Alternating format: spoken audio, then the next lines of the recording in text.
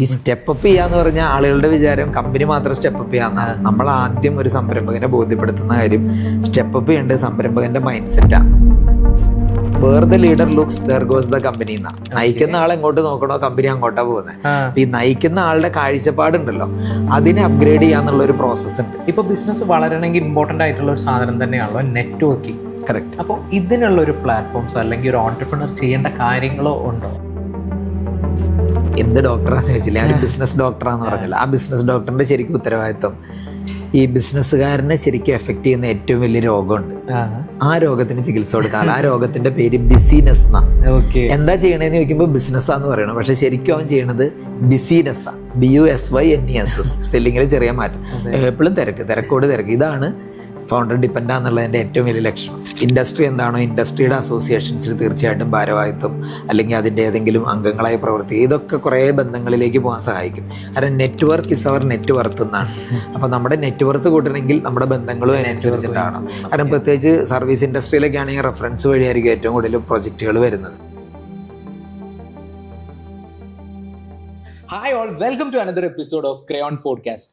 ഇന്ന് നമ്മളെ കൂടെ ഉള്ളത് 18 വർഷമായി 8 രാജ്യങ്ങളിലായി 500-ലധികം കമ്പനീസിന് ബിസിനസ് കൺസൾട്ടിങ് നൽകിയ പാഡിൽ ബിസിനസ് കൺസൾട്ടൻസിന്റെ CEO ആയ ഡോക്ടർ രഞ്ജിത്ത് രാജ് സാറാണ് നമ്മുടെ കൂടെ ഉള്ളത്. Hi sir, welcome. നമസ്കാരം. സോ ആദ്യം തന്നെയുള്ള ചോദ്യം, ഈ രഞ്ജിത്ത് രാജ് എന്നതിന് മുമ്പുള്ള ഡോക്ടർ അതെന്താണ് സെറ്റപ്പ്? ആക്ച്വലി ഞാനൊരു ബിസിനസ് ഡോക്ടറാണ്. ബിസിനസ് ഡോക്ടർ എന്ന് പറയുമ്പോൾ സ്ട്രാറ്റജിക് മാനേജ്മെന്റിൽ PhD നേടി. അതിന്റെ പേരിലാണ് ആ ഡോക്ടർ അല്ലെങ്കിൽ ഡോക്ടറേറ്റ് ആണ്. അപ്പൊ നേരത്തെ ഞാൻ പറഞ്ഞതുപോലെ നമ്മളിപ്പോ ഒരു ആരോഗ്യ പ്രശ്നങ്ങളൊക്കെ ഉണ്ടാവുകയാണെങ്കിൽ ഒരു ഡോക്ടറിനെ മീറ്റ് ചെയ്യും. അതുപോലെ ബിസിനസിന്റെ ആരോഗ്യം മികച്ചതാക്കാൻ സഹായിക്കുന്ന ഒരു ഡോക്ടറാണ് ഞാൻ. അങ്ങനെ പറയാം. ഇപ്പോൾ നമുക്ക് ആദ്യത്തെ ഒരു ക്വസ്റ്റ്യൻ ആയിട്ട് അല്ലെങ്കിൽ ആളുകൾ കൂടുതലായിട്ട് ഇപ്പൊ പാനിക് ആയിരിക്കുന്ന കറന്റ് സെനാരിയോയിലുള്ള ഇഷ്യൂ നമുക്ക് നോക്കാം. ഇപ്പോൾ ഇന്ന് ഗ്യാസിന്റെ വില കൂടുതലാണ്, വിച്ച് മീൻസ് പെട്രോളിയം റിലേറ്റഡ് പ്രോഡക്ട്സിന് എല്ലാം പ്രൈസ് ഇൻക്രീസ് ചെയ്യാം. ഈ ഒരു സെനാരിയോയിൽ എല്ലാ ബിസിനസ് ഓണേഴ്സും, ഒരുവിധംപ്പെട്ട എല്ലാ മേഖലയിലുള്ള ബിസിനസ് ഓണേഴ്സും ഭയങ്കര പാനിക്ഡ് ആണ്. കറന്റ് സെനാരിയോയെ കുറിച്ച് എന്താണ് പറയാനുള്ളത്? അതിപ്പോ ഒരു ഗ്ലോബൽ ഒരു സിനാരിയോന്റെ ഒരു ഭാഗമായിട്ടുള്ള ഒരു ആഫ്റ്റർ ഇമ്പാക്റ്റ് എന്ന് നമുക്ക് പറയാം. അത് സാധാരണ ബിസിനസ്സിൽ പറയുന്ന ഒരു കാര്യമുണ്ട്, പെസ്റ്റിൽ എന്ന് പറയും. PESTLE means political, economical, social, technological, legal and എൻവയോൺമെന്റൽ. ഇങ്ങനെയുള്ള എന്ത് ഫാക്ടേഴ്സും ഒരു ബിസിനസ്സിനെ എഫക്ട് ചെയ്യപ്പെടാം. ചിലപ്പോൾ ഭരിച്ചുകൊണ്ടിരിക്കുന്ന ഒരു പാർട്ടി, രാഷ്ട്രീയ പാർട്ടി ഭരണം മാറി വേറൊരു പാർട്ടി വന്നാൽ അവരുടെ പോളിസികൾ ചിലപ്പോൾ ബിസിനസ്സിന് ഇമ്പാക്ട് ഉണ്ടാകാം. ഗ്ലോബലി ഉണ്ടാകുന്ന എക്കണോമിക് റിസഷൻസോ അല്ലെങ്കിൽ ഈവൻ ഇൻഫ്ലേഷനോ ഇങ്ങനെയുള്ള കാര്യങ്ങൾ ബാധിച്ചെന്ന് വരാം. അതുപോലെ തന്നെ നാച്ചുറൽ കലാമിറ്റീസ് ബാധിക്കാറുണ്ട്. ചിലപ്പോൾ പുതിയ നിയമങ്ങൾ വരുമ്പോൾ, ഇപ്പോൾ ഉദാഹരണത്തിന് നമ്മുടെ GST വന്ന സമയത്ത് അല്ലെ, നോട്ട് നിരോധനം വന്നപ്പോൾ, ഈവൻ പ്രളയം വന്നപ്പോൾ, എല്ലാം കോവിഡ് വന്നപ്പോൾ, അതുപോലെ തന്നെ ഒരു ഇമ്പാക്റ്റ് ആണ് ഇപ്പോൾ വാറിന്റെ. അപ്പോൾ അത് എല്ലാം തമ്മിൽ ഇന്റർ കണക്റ്റഡ് ആണ്. നമ്മൾ സ്കൂളിലൊക്കെ പഠിക്കുമ്പോൾ ബയോളജിയിൽ ഈ ഫുഡ് സൈക്കിളൊക്കെ പഠിച്ചിട്ടുണ്ടല്ലോ. ലൈക്ക് പുൽച്ചാടീനെ തവള തിന്നുന്നു, തവളയെ അടുത്ത പാമ്പ് തിന്നുന്നു, പാമ്പിനെ കഴുകൻ തിന്നുന്നു. അതുപോലെ നമ്മൾ ചിലപ്പോൾ വിചാരിക്കും വാർ നടക്കുന്നത് ഇറാനിലല്ലേ അല്ലെങ്കിൽ ഇസ്രായേലിലല്ലേ എന്ന്. ബട്ട് ഒരുപാട് കാര്യങ്ങൾ ഇന്റർ കണക്റ്റഡ് ആണ്.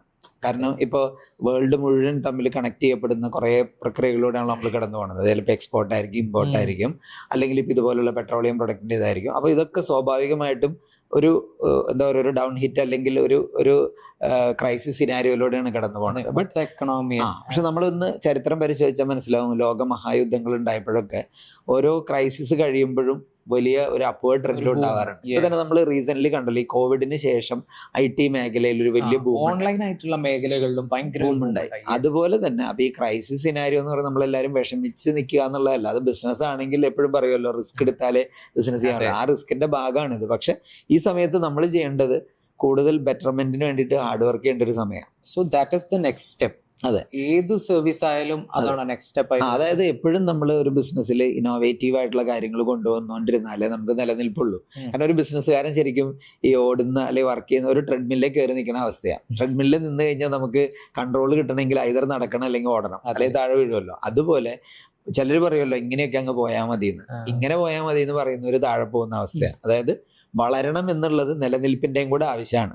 അപ്പൊ ആ രീതിയിൽ ചിന്തിക്കുക എന്നുള്ളതാണ് ഈ സമയത്ത് ചെയ്യേണ്ട കാര്യം. എന്താണ് അടുത്ത മൂവ്മെന്റ്, അടുത്തതിലേക്ക് എന്ത് ചെയ്യണം. അങ്ങനെ ചിലപ്പോൾ പലരുമായിട്ട് കൺസൾട്ട് ചെയ്യേണ്ടി വരും, പലരുമായിട്ട് ചർച്ച ചെയ്യേണ്ടി വരും. ഇത്തരം സാഹചര്യങ്ങളിലൂടെ കടന്നു പോകുന്ന ആളുകളുമായിട്ട് ചിലപ്പോൾ കൺസൾട്ട് ചെയ്യേണ്ടി വരും. ചിലപ്പോൾ ഈവൻ പുതിയ തലമുറയിൽ നിന്നുള്ള ആളുകൾക്ക്, കാരണം ഇപ്പൊ AI കൂടെ കാലഘട്ടമാണ്. അപ്പൊ അതുകൊണ്ട് ചിലപ്പോൾ ഇതുവരെ കാണാത്ത ലോകവും ഇതുവരെ കാണാത്ത ചിന്താഗതികളും ചിലപ്പോൾ കൊണ്ടുവരുന്നുണ്ട്. അപ്പൊ അതിനൊക്കെ ഉള്ള ഒരു ഓപ്പൺനെസ് ഉണ്ടാകുക എന്നുള്ളതാണ് ഒരു ബിസിനസ്സുകാരൻ ചെയ്യേണ്ടത്.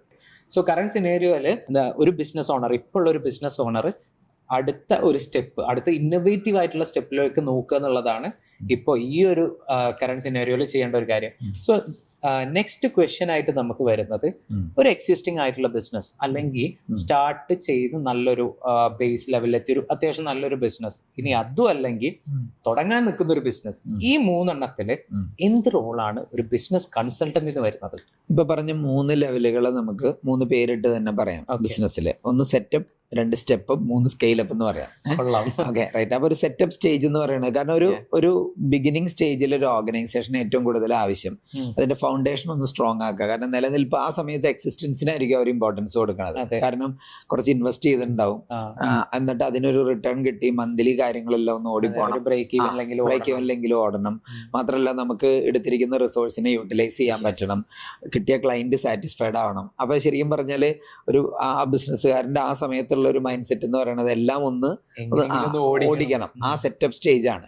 അപ്പൊ അവിടെ ശരിക്കും ഒരു കൺസൾട്ടന്റിന്, ഒരു കൺസൾട്ടിങ്ങിൽ തന്നെ ഒരു phase 1 ആക്ടിവിറ്റി ഉണ്ട്, ലൈക്ക് ഒരു മെന്റർ. കാരണം അതായത് ഒരു ഫുൾ ഫ്ലെഡ്ജ് ഒരു കൺസൾട്ടന്റ് എന്ന് പറയുന്നത്, അതായത് ഈ കൺസൾട്ടിങ് തന്നെ 2 രീതിയിലുണ്ട്. അഡ്വൈസറി സർവീസും ഇംപ്ലിമെന്റേഷൻ അസിസ്റ്റൻസും ഉണ്ട്. അപ്പൊ ഒരു ഇംപ്ലിമെന്റ് ചെയ്യാന്നൊക്കെ പറഞ്ഞ കുറച്ചും കൂടെ ഫുൾ ഫ്ലെഡ്ജ് ആയിട്ട് വർക്ക് ചെയ്യുന്ന കമ്പനികളിൽ അതിന്റെ ആവശ്യകത, ഓൾറെഡി റണ്ണിങ് ആയിട്ടുള്ളതോ അല്ലെങ്കിൽ കുറച്ചും കൂടെ വലിയ എസ്റ്റാബ്ലിഷ്മെന്റുകളിൽ. ചെറിയ സ്ഥാപനത്തിൽ നമുക്ക് കൂടുതലും ആ ഓൺട്രപ്രണറിന്റെ ചില ഡിസിഷൻസ് ഇല്ലേ, അതിനെ ഒന്ന് സപ്പോർട്ട് ചെയ്യാന്നുള്ളതായിരിക്കും. അതായത് എടുക്കുന്ന ഡിസിഷൻസ് റോങ് ആണോ, ആരോട് ചോദിക്കും, ഇങ്ങനെ ഇൻവെസ്റ്റ് ചെയ്താൽ ഗുണം ചെയ്യോ എന്ന് കുറെ ഹയറിംഗ് എടുക്കണം, പല കാര്യങ്ങൾ. ചിലപ്പോൾ അത് മെഷീനറിയിലായിരിക്കാം, ഇൻഫ്രാസ്ട്രക്ചറിലായിരിക്കാം, ടെക്നോളജിയിലായിരിക്കാം, മാൻ പവറിലായിരിക്കാം. ഇതിലൊക്കെ ഇൻവെസ്റ്റ് ചെയ്യുന്ന സമയത്ത് ഇവർക്ക് കുറെ ഡൗട്ട്സ് ഉണ്ടാവും. അപ്പൊ അവരെ ശരിക്കും ഒന്ന് ഹാൻഡ് ഹോൾഡ് ചെയ്തിട്ട് ആ വ്യക്തിയെ ഒന്ന് അപ്ഗ്രേഡ് ചെയ്യാനും അവരെ ഒന്ന് അടുത്ത ലെവലിലേക്ക് എത്തിക്കാനും സഹായിക്കുന്ന ഒരു മെന്ററിംഗ് പ്രോസസ്സാണ് സ്റ്റാർട്ടപ്പ് സ്റ്റേജിൽ അല്ലെങ്കിൽ നമ്മൾ പറഞ്ഞ സെറ്റപ്പ് സ്റ്റേജിൽ ആവശ്യം. ഇനി 2 അത്യാവശ്യം കാര്യങ്ങളൊക്കെ കടന്നുപോയി, ബിസിനസിന്റെ ഇനീഷ്യൽ ചലഞ്ചസ് ഒക്കെ മറികടന്നിട്ട് അടുത്ത കുറച്ചും കൂടെ ഒന്ന് ഗ്രോ ചെയ്യണമെന്ന് ആഗ്രഹിക്കുന്ന സ്റ്റേജാണ് സ്റ്റെപ്പ് അപ്പ്. അടുത്ത സ്റ്റെപ്പ് വെക്കാൻ പോവാണ്. അത് ചിലപ്പോൾ ഒരു ബ്രാഞ്ച് ഔട്ട് ആയിരിക്കും, അല്ലെങ്കിൽ ഒരു പുതിയ മെഷീനറി ആഡ് ഓൺ ചെയ്യണമായിരിക്കും, ഓഫീസ് സ്പേസ് കുറച്ചും കൂടെ കൂടുതൽ ഇൻവെസ്റ്റ് ചെയ്ത് കൂടുതൽ ആളുകളെ എടുത്ത് ഇങ്ങനെയൊക്കെ ചെയ്യുന്ന സ്റ്റേജ് ഉണ്ടല്ലോ. അപ്പോൾ ഇവിടെയാണ് ശരിക്കും ഒരു വാലിഡേഷൻ ചെയ്യേണ്ടത്. അതായത് നമ്മൾ സെറ്റപ്പിൽ ചെയ്ത അതേ മെത്തേഡ് ആകണം എന്നില്ല സ്റ്റെപ്പ് സമയത്ത് ചെയ്യേണ്ടത്. അതായത് നമ്മളിപ്പോൾ ഞാനൊരു കാര്യം തിരിച്ചു വന്ന് ചോദിക്കുകയാണ്. നോർമലി നമ്മളൊരു പാക്കറ്റ് ബ്രെഡ് വാങ്ങാനായിട്ട് അല്ലെങ്കിൽ എന്തെങ്കിലും ഒരു ബേക്കറി പ്രൊഡക്റ്റ് ഒക്കെ മേടിക്കാൻ നോർമലി നമ്മളൊരു ഷോപ്പിൽ പോകുമ്പോൾ ഒരു ബ്രെഡ് പാക്കറ്റ് അല്ലെങ്കിൽ ഒരു ചപ്പാത്തി പാക്കറ്റ് വാങ്ങുകയാണെങ്കിൽ ആദ്യം ഒരാൾ എന്തായിരിക്കും നോക്കാറുള്ളത്? പൊതുവെ ബ്രാൻഡ് നോക്കും. അത് കഴിഞ്ഞ മെയിൻ ആയിട്ട് ഈ ബ്രെഡ് വാങ്ങുന്നവർ ഇങ്ങനെ തിരിച്ചു നോക്കുന്ന ഒരു കാര്യമാണ് എക്സ്പയറി ഡേറ്റ്. കറക്റ്റ്, ആ എക്സ്പയറി ഡേറ്റ്. ഇതാണ് നമ്മുടെ ബിസിനസ്സുകാർ അറിഞ്ഞിരിക്കേണ്ട കാര്യം. ഈ സ്ട്രാറ്റജിക്കും ഉണ്ട് എക്സ്പയറി ഡേറ്റ്. അതായത് ചിലപ്പോൾ 2020-ലോ 2022-ലോ 2023-ലോ വർക്കൗട്ട് ആയ ഒരു സ്ട്രാറ്റജി ഇപ്പൊ വർക്കൗട്ട് ആവണം എന്നില്ല. മനസ്സിലായി? അതുപോലെ സെറ്റപ്പ് സ്റ്റേജ് തുടങ്ങിയ സമയത്ത് നമുക്ക് റിസൾട്ട് കൊണ്ടു തന്ന കാര്യമുണ്ട്, ഇത് തന്നെയായിരിക്കും പിന്നെയും ചെയ്തുകൊണ്ടിരിക്കണം ചിലത്. അപ്പൊ നമ്മൾ ചിലപ്പോൾ കുറച്ചും കൂടെ കപ്പാസിറ്റി ഉള്ള ആൾക്കാരെയൊക്കെ കമ്പനിയിൽ എടുക്കുമ്പോൾ നമ്മൾ ആദ്യം എല്ലാം നമ്മൾ തന്നെ നോക്കി നടത്തിയായിരിക്കും ചെയ്തിട്ടുണ്ടാവുക. അതേ മെത്തേഡിലേക്ക് പോയി കഴിഞ്ഞാൽ പ്രത്യേകിച്ച് ഇന്നത്തെ ജനറേഷനിലൊക്കെ വരുന്ന ആളുകൾക്ക് ആ മൈക്രോ മാനേജ്മെന്റ് തീരെ ഇഷ്ടപ്പെടത്തില്ല. അപ്പോൾ ഈ സ്റ്റെപ്പ് അപ്പ് ചെയ്യാന്ന് പറഞ്ഞാൽ ആളുകളുടെ വിചാരം കമ്പനി മാത്രം സ്റ്റെപ്പ് അപ്പ് ചെയ്യാന്നാ. നമ്മൾ ആദ്യം ഒരു സംരംഭകനെ ബോധ്യപ്പെടുത്തുന്ന കാര്യം സ്റ്റെപ്പ് അപ്പ് ചെയ്യേണ്ടത് സംരംഭകന്റെ മൈൻഡ് സെറ്റാണ്, നടത്തുന്ന ആളുടെ ഓണ്ടർപ്രണറിന്റെ. കാരണം where the leader looks there goes the company എന്നാ. നയിക്കുന്ന ആൾ എങ്ങോട്ട് നോക്കണോ കമ്പനി അങ്ങോട്ടാ പോകുന്നത്. ഈ നയിക്കുന്ന ആളുടെ കാഴ്ചപ്പാടുണ്ടല്ലോ, അതിനെ അപ്ഗ്രേഡ് ചെയ്യാന്നുള്ള ഒരു പ്രോസസ് ഉണ്ട്. അതാണ് ഫസ്റ്റ് ചെയ്യേണ്ടത്. എന്നിട്ട് വേണം ബാക്കി റിസോഴ്സിനെ എല്ലാം നമ്മൾ മാനേജ് ചെയ്യാം. ഇതാണ് step up. Then third one ഈ സ്കെയിൽ അപ്പ്. അപ്പൊ അതായത് കുറച്ചും കൂടെ എസ്റ്റാബ്ലിഷ് ചെയ്ത കമ്പനികൾ അടുത്ത ലെവലിലേക്ക്. അവിടെയാണ് പല കമ്പനികളും നമ്മൾ കാണുന്ന ഫ്രാഞ്ചൈസി മോഡലുകളോ അങ്ങനത്തെ പുതിയ ബിസിനസ് മോഡലുകൾ ഇന്റഗ്രേറ്റ് ചെയ്തിട്ട് ചിലപ്പോൾ പുതിയ രാജ്യങ്ങളിലേക്കോ പുതിയ സംസ്ഥാനങ്ങളിലേക്കോ പുതിയ ഏരിയകളിലേക്കോ ഒക്കെ എക്സ്പാൻഡ് ചെയ്യും. അങ്ങനെ ഈ 3 സ്റ്റേജിൽ 3 റിക്വയർമെന്റ് ആണ് കൺസൾട്ടിങ്ങിൽ വരാറ്. ഇതാണ് നമ്മൾ ആസ് എ കൺസൾട്ടന്റ് ഒരു സ്ഥാപനമായിട്ട് അസോസിയേറ്റ് ചെയ്യുന്ന മോഡലുകൾ. ഓക്കെ, ഇപ്പൊ ഫസ്റ്റ് ഒരു സ്റ്റെപ്പ് അപ്പ് റേഞ്ചിൽ ഇരിക്കുന്ന ഒരു ആളാണെങ്കിൽ എന്താണ് പാഡലിന്റെ സൈഡിൽ നിന്ന് നിങ്ങൾ കൊടുക്കുന്ന ഒരു സർവീസ് അല്ലെങ്കിൽ സജസ്റ്റ് ചെയ്യുന്നത്? നമ്മള് നമ്മുടെ സൊല്യൂഷൻ അല്ലെങ്കിൽ നമ്മൾ ചെയ്യുന്ന ആക്ടിവിറ്റി എന്ന് പറഞ്ഞ ഒരു ബിസിനസ്സിൽ ഒരു 360 മാനേജ്മെന്റ് സൊല്യൂഷൻ എന്ന് പറയും. അതായത് ആ ബിസിനസ്സിൽ അതിന്റെ നേച്ചർ ഓഫ് ബിസിനസ് അനുസരിച്ച് നമ്മളിപ്പോൾ ഒരു 40-ലധികം ഡൊമൈനിൽ വർക്ക് ചെയ്തിട്ടുണ്ട്. ഡൊമൈൻ മീൻസ് ഇപ്പോൾ ചിലത് ഫുഡ് ഇൻഡസ്ട്രി ആയിരിക്കും, ചിലത് ടെക്സ്റ്റൈൽ ആയിരിക്കാം, ജ്വല്ലറി ആയിരിക്കും, മെഡിക്കൽ ആകും, പല ടൈപ്പ്. അതിൽ തന്നെ മാനുഫാക്ചറിങ്, സർവീസ് ഓറിയന്റഡ് പല ടൈപ്പ് കമ്പനി ഉണ്ടല്ലോ. ചിലവ് ട്രേഡിംഗ് ആയിരിക്കും, റീറ്റെയിൽ ആയിരിക്കും. അപ്പൊ ആ ബിസിനസിന്റെ നേച്ചർ അനുസരിച്ച് നമ്മൾ ആദ്യം ചെയ്യുന്നത് ഒരു ഡയഗ്നോസിസ് പ്രോസസ്, ഒരു സിസ്റ്റം സ്റ്റഡി എന്ന് വിളിക്കും. കാരണം ഇതൊരു കസ്റ്റമൈസ്ഡ് ആക്ടിവിറ്റി, ഒരു ടൈലർ മെയ്ഡ്, ഒരു റെഡിമെയ്ഡ് സൊല്യൂഷൻ അല്ല. ഇത് കസ്റ്റമൈസ്ഡ് ആയതുകൊണ്ട് ഡിപ്പെൻസ്, ഒരു ഇൻഡസ്ട്രിയിലെ തന്നെ പല ക്ലയന്റുകൾക്കും പല സൊല്യൂഷൻ ആയിരിക്കും വേണ്ടി വരിക. അപ്പൊ ആദ്യം നമ്മളൊരു സിസ്റ്റം സ്റ്റഡി നടത്തിയിട്ട് ആ സ്ഥാപനത്തിൽ കുറെ നല്ല പ്രവൃത്തികളും ഉണ്ടാവും, അതെല്ലാം പോയി നമ്മൾ തച്ചൊടിക്കേണ്ട ആവശ്യമില്ല. അപ്പൊ നല്ലത് അങ്ങനെ കണ്ടിന്യൂ ചെയ്യാനും എവിടെയാണോ ഗ്യാപ്പ് ഉള്ളത് അത് ബെറ്റർ ആക്കാനുള്ള ഒരു പ്ലാൻ സെറ്റ് ചെയ്ത് അതിനെ ഒരു സ്ട്രാറ്റജി ഡെവലപ്പ് ചെയ്ത് ആ സ്ട്രാറ്റജി എക്സിക്യൂട്ട് ചെയ്യാനും കൂടെ സഹായിക്കുക എന്നുള്ളതാണ് നമ്മൾ ചെയ്യുന്ന ഒരു കാര്യം. ഇത് എത്ര ഡ്യൂറേഷൻ? ഇതാണോ ഈ മെന്ററിംഗ് എന്ന് പറയുന്നത്? മെന്ററിംഗ് ആക്ച്വലി അതായത് 2 ടൈപ്പ് ഓഫ് ആക്ടിവിറ്റി ഉണ്ട്. ഒന്ന് ഫുൾ ഫ്ലെഡ്ജഡ് ആയിട്ടുള്ള, ഞാനിപ്പോ പറഞ്ഞ 360 കൺസൾട്ടിംഗ് എന്ന് പറഞ്ഞ 360 കൺസൾട്ടിംഗ് എന്ന് പറയുന്ന ഒരു 1 year സർവീസാണ്. കാരണം നമ്മളൊന്ന് ആലോചിച്ച് നോക്കിയാൽ, ഇപ്പോ നമ്മൾ രണ്ടുപേരും ലെഫ്റ്റ് ഹാൻഡിലാണ് വാച്ച് കെട്ടിയേക്കുന്നത്. ചിലപ്പോൾ കുറെ നാളായിട്ട് നമ്മൾ ഇങ്ങനെ ആയിരിക്കും ചെയ്യണം. ഇത് നമ്മളോടൊന്ന് മാറ്റി വലത്തെ കയ്യിൽ കെട്ടാൻ പറഞ്ഞാൽ നമുക്കൊരു ഭയങ്കര അസ്വസ്ഥതയോ ബുദ്ധിമുട്ടായിരിക്കും അല്ലെ. അപ്പോൾ ഒന്ന് ആലോചിക്കുക, ചേഞ്ച് മാനേജ്മെന്റിനാണ് കൺസൾട്ടന്റിനെ കൊണ്ടുപോകുന്നത് ഒരു ചേഞ്ചിന്. ഇതൊരിക്കലും പെട്ടെന്ന് ആളുകളുടെ ആവശ്യം എന്ന് വെച്ചാൽ ഇന്ന് വന്ന് നാളെ തന്നെ റിസൾട്ട് കിട്ടുമോ ഇങ്ങനെ ചോദിക്കണം. ഇതൊരിക്കലും സാധ്യമല്ല. അതുകൊണ്ടാണ് ഞാൻ ഈ വാച്ചിന്റെ ഒരു ചെറിയ എക്സാമ്പിൾ പറഞ്ഞു. ഒരു കമ്പനിയിൽ എത്രയോ പ്രോസസ്സുകൾ നടക്കുന്നുണ്ടാവും. അപ്പോൾ കുറേ നാളുകൊണ്ട് ആൾക്കാർ ശീലിച്ചേക്കണ കുറേ കാര്യങ്ങളുണ്ട്. അതവരെ പറഞ്ഞ് മനസ്സിലാക്കിയും ബോധ്യപ്പെടുത്തിയും പല പ്രക്രിയയിലൂടെ കടന്നു വന്നിട്ട് വേണം അതിലേക്ക് എത്തിക്കാൻ. അപ്പൊ അതുകൊണ്ട് ഒരു കൺസൾട്ടിംഗ് എന്നൊക്കെ പറയുന്ന ഒരു ആക്ടിവിറ്റി മിനിമം ഒരു 1 year പ്രോസസ്സാണ്. അതായത് ഈ ഓൾറെഡി എക്സിസ്റ്റിംഗ് ആയിട്ടുള്ള സിസ്റ്റത്തിലൂടെ വന്നവരുടെ മെന്റാലിറ്റി മാറ്റി അതിന് റിസൾട്ട് വരുന്നുണ്ട്, ഇതല്ല സിസ്റ്റം എന്നും കാണിച്ചു കൊടുത്തിട്ട് വേണ്ടി വരും മുമ്പോട്ട് എത്തിക്കാൻ. സോ മിനിമം വേണ്ട ഒരു ടൈമാണ് 1 year പ്രോസസ്. നമുക്കൊരു പിന്നെ രണ്ടാമത് എന്നോട് ചോദിച്ച മെന്ററിംഗ്. ആ മെന്ററിംഗ് ആക്ടിവിറ്റി നമുക്ക് ഒരു 6 months എങ്കിലും ഡ്യൂറേഷൻ വേണ്ട. കാരണം മെന്ററിംഗിലാണെങ്കിലും നമ്മൾ കൂടുതൽ വർക്ക് ചെയ്യുന്നത് ഒരു ഇംപ്ലിമെന്റേഷൻ മോഡലിലെല്ലാം നേരെ മറിച്ച് ആ ഓർഗനൈസേഷന്റെ സീനിയർ ലീഡർഷിപ്പ് അല്ലെങ്കിൽ അതിന്റെ മാനേജ്മെന്റ് തലത്തിൽ അവര് ബെറ്റർ ഡിസിഷനിലേക്ക് ഗൈഡ് ചെയ്യാണ്. അവർക്കും ഈ പറഞ്ഞതുപോലെ കുറെ ചലഞ്ചസ് ഉണ്ട്. കാരണം ഒരു സംരംഭകന്റെ ഉള്ളിലുള്ള ചെറിയൊരു അഹങ്കാരം എന്താണെന്ന് വെച്ചാൽ, എനിക്ക് ഇതിന് മുകളിൽ ആരും റിപ്പോർട്ട് ചെയ്യാനല്ല. ഒരു ജോലിക്കാരനെ സംബന്ധിച്ച് എനിക്ക് ഇന്നവരോട് പറയാനുണ്ട്, ഞാൻ ടാർഗറ്റ് അച്ചീവ് ചെയ്തില്ലെങ്കിൽ പ്രശ്നമാണ്, ഇത്ര ക്വാണ്ടിറ്റി വർക്കുകൾ നടക്കണം. മറ്റവർക്ക് അതൊന്നുമില്ല. ചിലപ്പോൾ അവരുടെ മൂഡ് പോലെ ഇരിക്കും, ചില ദിവസം നന്നായി വർക്ക് ചെയ്യും, ചില ദിവസം ഡൗൺ ആയിരിക്കും അല്ലെ. അപ്പൊ അവർക്കും ഒരു മെന്റർ എന്നുള്ള രീതിയിൽ നിന്ന് അവരെയും ഒരു അക്കൗണ്ടബിലിറ്റി കൊണ്ടുവന്ന് ഒരു ടൈം ലൈനിൽ നിർത്തിയ ഒരു ഓർഗനൈസേഷനെ ഇന്ന സമയങ്ങളിൽ ഇന്നോടത്ത് എത്തിക്കണം. കാരണം ഈ ഓണ്ടർപ്രണർക്കും ഒരു ഓപ്പർച്യൂണിറ്റി കോസ്റ്റ് ഉണ്ട്. കാരണം അയാൾക്ക് വേണമെങ്കിൽ ഒരു ജോലി ചെയ്ത് നല്ലൊരു ശമ്പളം കിട്ടാവുന്ന ആളാണ്, ചിലപ്പോൾ ഇൻവെസ്റ്റും ചെയ്ത് ഇങ്ങനെ വന്നിരിക്കുന്ന കമ്പനി. അപ്പൊ ആ നിശ്ചിത കാലയളവിൽ ഗ്രോ ചെയ്യിക്കാൻ അവനെ ശരിക്കും ഗൈഡ് ചെയ്യാന്നുള്ള ഒരു റോളാണ് മെന്ററിംഗ്. അതും ഒരു 6 months ഒരു പ്രക്രിയയിലൂടെയാണ് കടന്നു പോകുന്നത്. 2 ടൈപ്പ് ഓഫ് സർവീസ്. അതെ, കറന്റ് ഒരു സ്റ്റാർട്ടായ ഒരു കമ്പനി, ഒരു 6 മാസം അല്ലെങ്കിൽ 8 മാസം റൺ ആയിട്ടുള്ള ഒരു കമ്പനിക്ക് സാർ സജസ്റ്റ് ചെയ്യുന്ന ഒരു മെത്തേഡ്? ഈ 6 മാസം അല്ലെ 8 മാസം എന്നൊക്കെ പറയുമ്പോഴും ചിലപ്പോൾ മേ ബി നമ്മൾ പറഞ്ഞ് ബിസിനസ് റൺ ചെയ്ത് തുടങ്ങിയിട്ടുണ്ടെങ്കിലും ഈ സെറ്റപ്പ് സ്റ്റേജ് കഴിഞ്ഞിട്ടുണ്ടാകണമെന്നില്ല. ആ സെറ്റപ്പ് സ്റ്റേജിൽ തന്നെ, കാരണം തുടക്കം കുറെ ബാലാരിഷ്ടതകളുണ്ട് ബിസിനസ്സിലുള്ള, അതിലൂടെ കടന്നു പോയിക്കൊണ്ടിരിക്കുകയായിരിക്കും. അപ്പൊ ഞാൻ നേരത്തെ പറഞ്ഞ പോലെ ഇത് രണ്ടും ഡിസൈഡ് ചെയ്യണത് ഒരു ബേസിക് സിസ്റ്റം സ്റ്റഡി എന്ന് പറയുന്ന പ്രോസസ് ഉണ്ട്. ആ ഒരു പ്രോസസ് സജസ്റ്റ് ചെയ്യും. അപ്പൊ നമ്മൾ നമ്മുടെ ഇത്രയും കാലത്തെ എക്സ്പീരിയൻസിൽ നമ്മൾ ചെയ്യുന്ന ഒരു കാര്യം എന്താ വെച്ചാൽ, ഇപ്പൊ കൺസൾട്ടിംഗ് എന്ന് പറയുന്നത് സ്വാഭാവികമായിട്ടും ഒരു എക്സ്പെൻസ് ഇൻവോൾവ് ആയിട്ടുള്ള ഒരു ഓർഗനൈസേഷനെ സംബന്ധിച്ചിടത്തോളം ഒരു പണം ചെലവാക്കി ചെയ്യുന്ന പ്രക്രിയയാണല്ലോ. അതുകൊണ്ട് തന്നെ ഇത് റൺ ചെയ്യുന്ന ഓണ്ടർപ്രണർക്ക് കുറെ ഡൗട്ടുകൾ ഉണ്ടാവും കൺസൾട്ടന്റ് വന്നു കഴിഞ്ഞാൽ. അപ്പൊ നമ്മൾ ആദ്യമേ സ്ഥാപനങ്ങളോട് പറയുന്നൊരു കാര്യം, നമ്മളിപ്പോൾ ഒരു സ്ഥാപനം തുടങ്ങുന്നു, ഇപ്പൊ ഇവിടെ നല്ലൊരു ഇന്റീരിയർ ചെയ്തിട്ടുണ്ട്, അല്ലെങ്കിൽ നമ്മൾ അതിന് വേണ്ട കുറെ ഫർണിച്ചറോ മറ്റു കാര്യങ്ങളോ കമ്പ്യൂട്ടറൊക്കെ വാങ്ങി വെച്ചിട്ടുണ്ട്. ഇതിനെല്ലാം ഒരു ബിസിനസ്സുകാരൻ കാണുന്നത് ഒരു ഇൻവെസ്റ്റ്മെന്റ് ആയിട്ടാണ്. അതുപോലെ സിസ്റ്റം ഡെവലപ്പ് ചെയ്യാന്ന് പറയുന്നത് ഒരു ഇൻവെസ്റ്റ്മെന്റ് ആയിട്ട് കാണണം. എക്സ്പെൻസ് ആയിട്ട് കണ്ടാൽ ഇത് വർക്കൗട്ട് ആവില്ല. അങ്ങനെ ചിന്തിക്കുന്നവർ ശരിക്കും കൺസൾട്ടിങ്ങിന് പോകാതിരിക്കുന്നതാണ് നല്ലത്. അല്ല ശരിക്കും, കാരണം പെട്ടെന്ന് നമ്മൾ മേടിച്ചു വിട്ടിരിക്കുന്ന മേശ, കസേര, അല്ലെങ്കിൽ ഇവിടുത്തെ CCTV ക്യാമറ, ഇതെല്ലാം 1 day റിസൾട്ടിന് വേണ്ടിയിട്ടല്ല അല്ലെ. അതുപോലെ ഒരു ബിസിനസ് എത്ര കാലം മുന്നോട്ട് പോകണോ ആ കാലഘട്ടത്തിലൊക്കെ ബിസിനസ്സിന് ആവശ്യമാണ് ഒരു സിസ്റ്റം. ഇതും കൂടെ ഒരു ക്യാപിറ്റൽ എക്സ്പെൻഡിച്ചർ ആയിട്ടോ ഒരു ഇൻവെസ്റ്റ്മെന്റ് ആയിട്ടോ കാണാൻ പറ്റുന്നവർക്ക് സ്റ്റാർട്ടപ്പ് സ്റ്റേജിൽ തന്നെ വേണമെങ്കിൽ കൺസൾട്ടിങ് എടുക്കാം. അല്ലാത്ത ആളുകൾക്ക് തുടക്കം ഒരു മെന്ററിംഗ് ഒക്കെ എടുത്തിട്ട് അവർ അതിനുവേണ്ടി ഒന്ന് പാകമായിട്ട് കൺസൾട്ടന്റിനെ കൊണ്ടുവരുന്നതായിരിക്കും നന്നാവുക. അല്ലെങ്കിൽ കൺസൾട്ടൻസിനെ പ്രോപ്പറായി യൂട്ടിലൈസ് ചെയ്യാൻ പറ്റില്ല. യെസ്, അതാണ് മറ്റു സത്യം. ഇപ്പൊ ഒരു ബിസിനസ് സ്റ്റാർട്ടായ ഉടനെ തന്നെ നമ്മളൊരു ബിസിനസ് കൺസൾട്ടന്റിനെ അപ്രോച്ച് ചെയ്യേണ്ട ആവശ്യമുണ്ടോ, അല്ലെങ്കിൽ ഏത് സ്റ്റേജിൽ അല്ലെങ്കിൽ ഏതൊരു സിറ്റുവേഷനിൽ അപ്രോച്ച് ചെയ്യേണ്ടി വരും? രണ്ട് ഗുണവുമുണ്ട്. അത് യൂട്ടിലൈസ് ചെയ്യുന്ന ഓണ്ടർപ്രണറിന്റെ പോലെ ഇരിക്കും. തുടക്കവും കൊണ്ടുവന്നാലുള്ള ഗുണം എന്താണെന്ന് വെച്ചാൽ, സാധാരണ നമ്മുടെ നാട്ടിലെ ഭൂരിഭാഗം ബിസിനസ്സുകാരും തെറ്റുകളിലൂടെയും നഷ്ടങ്ങളിലൂടെയാണ് ഏറ്റവും വലിയ ട്രെയിനിങ് അവർക്ക് കിട്ടിക്കൊണ്ടിരിക്കുന്നത്. അതായത് ഒരുപാട് തെറ്റുകൾ ചെയ്യും. ഈ തെറ്റുകൾക്കകത്തെല്ലാം കുറെ പണം പോയിക്കൊണ്ടിരിക്കും. അത് ചിലപ്പോൾ തെറ്റായ ഹയറിംഗ് ആയിരിക്കും, തെറ്റായിട്ടുള്ള സിസ്റ്റംസ് ബിസിനസ്സിൽ ഇടുന്നതായിരിക്കും, തെറ്റായ ഡിസിഷൻസ് ആയിരിക്കും, പ്രോപ്പറായിട്ട് അക്കൗണ്ട്സോ ഫിനാൻസിന്റെ പ്രാധാന്യം മനസ്സിലാക്കാതെ പോകുന്നവരുണ്ടാവും. ഇങ്ങനെ അല്ലെങ്കിൽ തെറ്റായ രീതിയിൽ മാർക്കറ്റിംഗ് ചെയ്യും, കസ്റ്റമർ കിട്ടുന്നില്ല എന്ന് പറഞ്ഞ സമയം പോകും. അപ്പൊ ഇവിടെ എല്ലാം കുറെ നഷ്ടങ്ങൾ സംഭവിക്കുന്നുണ്ട്. ഈ നഷ്ടം പെട്ടെന്ന് നികത്തണമെന്ന് ആഗ്രഹിക്കുന്ന ആളുകൾ ചെയ്യേണ്ട കാര്യം എന്താ? എക്സ്പേർട്സ് ആയിട്ടുള്ള ആളുകളെ കൊണ്ടുവരിക എന്നുള്ളതാണ്. അപ്പൊ ഏതെങ്കിലും ഒരു കൺസൾട്ടന്റിനെ വെക്കുക എന്നുള്ളതിനപ്പുറത്ത് നമ്മുടെ മേഖലയിൽ ഒരു കൺസൾട്ടന്റിനെ അന്വേഷിക്കുന്ന സമയത്ത് ആദ്യം നോക്കേണ്ടത്, ഏത് കൺസൾട്ടന്റ് ആയാലും ഇത്തരം സാഹചര്യങ്ങളെ അവർ ഇതിനു മുമ്പ് തരണം ചെയ്തിട്ടുണ്ടോ, അതിന്റെ എക്സ്പീരിയൻസ് എന്താണ്, അതിന്റെ ടെസ്റ്റിമോണിയൽസ് അവർക്ക് കിട്ടിയിട്ടുണ്ടെങ്കിൽ, മീൻസ് ഏതെങ്കിലും ക്ലയൻസിനെ ഒരു റിയൽ കേസ് സ്റ്റഡി ആയിട്ട് പറയാൻ പറ്റും. ആ സാഹചര്യങ്ങളെ ഒന്ന് ആദ്യം വാലിഡേറ്റ് ചെയ്യുക. എന്നിട്ട് അല്ലാതെ വെറുതെ നമ്മൾ ഒരു കൺസൾട്ടന്റിനെ വെച്ചു എന്ന് പറയുന്നതുകൊണ്ട് മാത്രം റിസൾട്ട് കിട്ടണമെന്നില്ല. അപ്പൊ റൈറ്റ് ആയിട്ടുള്ള ഓരോരുത്തർക്കും അവരവരുടേതായ എക്സ്പീരിയൻസ് ഉണ്ട്. ഇപ്പൊ നമുക്ക് ഞങ്ങളുടെ പോസിറ്റീവ്സ് പോലെ നമുക്ക് ലിമിറ്റേഷൻസ് ഉള്ളതുകൊണ്ട് എല്ലാത്തരം പ്രൊജക്റ്റുകളും നമുക്ക് ചെയ്ത് പരിചയമുള്ള മേഖലയിലെ ആളുകളെ കൂടുതൽ കണക്ട് ചെയ്യാൻ പറ്റിയ അതായിരിക്കും ഏറ്റവും നല്ല ഡിസിഷൻ. അങ്ങനെ നോക്കുമ്പോൾ സ്റ്റാർട്ടപ്പ് സ്റ്റേജിൽ തന്നെ കൺസൾട്ടന്റിനെ കൊണ്ടുവന്നാൽ ഇങ്ങനെയുള്ള ചില ബെനിഫിറ്റുകളുണ്ട്. ഓക്കെ.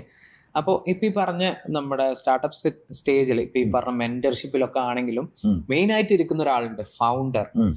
ഇപ്പൊ കണ്ടുവരുന്ന ഒരു ട്രെൻഡ് എന്ന് വെച്ചാൽ most of the companies founder dependent ആണ്. ഇങ്ങനെ ഫൗണ്ടർ ഡിപ്പെൻഡന്റ് ആയിട്ടുള്ള ഒരു കമ്പനിയെ നമുക്ക് ഇങ്ങനെ ഒരു സിസ്റ്റം ഡിപ്പെൻഡന്റ് ആക്കാം, അതിനുള്ള ഒരു പ്രോസസ് എങ്ങനെയാണ്? റൈറ്റ്. നമ്മളിപ്പോ ഫൗണ്ടർ ഡിപ്പെൻഡന്റ് ആയാലും എന്ത് തരം സ്ഥാപനമായാലും പൊതുവെ ഒരാളോട് ചോദിച്ചാൽ താങ്കൾ എന്ത് ചെയ്യണമെന്ന് ചോദിച്ചാൽ പറയും ഞാൻ ഒരു ഓണ്ടർപ്രണറാണ്. ഇതാണല്ലോ പൊതുവെ പറയുന്ന വാക്ക്. പക്ഷെ ഈ ഓണ്ടർപ്രണറിന്റെ രസകരമായ ഒരു കാര്യം എന്താ വെച്ചാൽ, ഒരു ശരീരത്തിന്റെ അകത്ത് 3 തരം വ്യക്തികൾ ജീവിക്കുന്ന ഒരാളാണ് ഒരു ബിസിനസ്സുകാരൻ.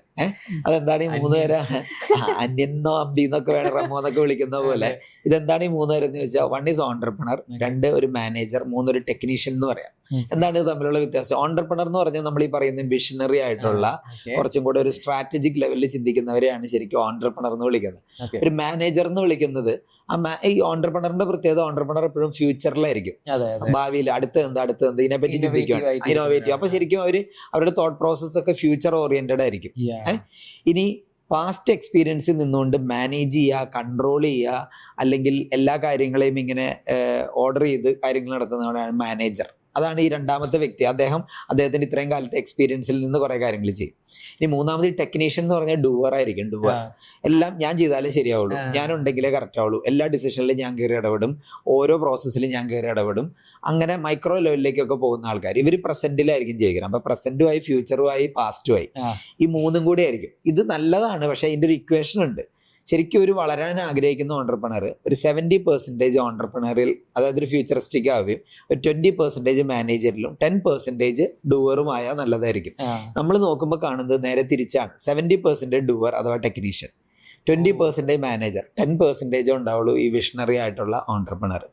ഇവിടെയാണ് ശരിക്കും ഒരു ബിസിനസ്സുകാരന്റെ ഫസ്റ്റ് ചലഞ്ച്. അങ്ങനെ വരുമ്പോഴാണ് ഈ ഡിപ്പെൻഡൻസി കൂടുന്നതും. നമ്മൾ പറഞ്ഞില്ലേ ഫൗണ്ടർ ഡിപ്പെൻഡന്റ് എന്ന്. ഈ ഫൗണ്ടർ ഡിപ്പെൻഡന്റ് കാരണക്കാരൻ വേറെ സ്റ്റാഫ് ഒന്നും ആയിരിക്കില്ല, അവരൊരു തന്നെയാവും.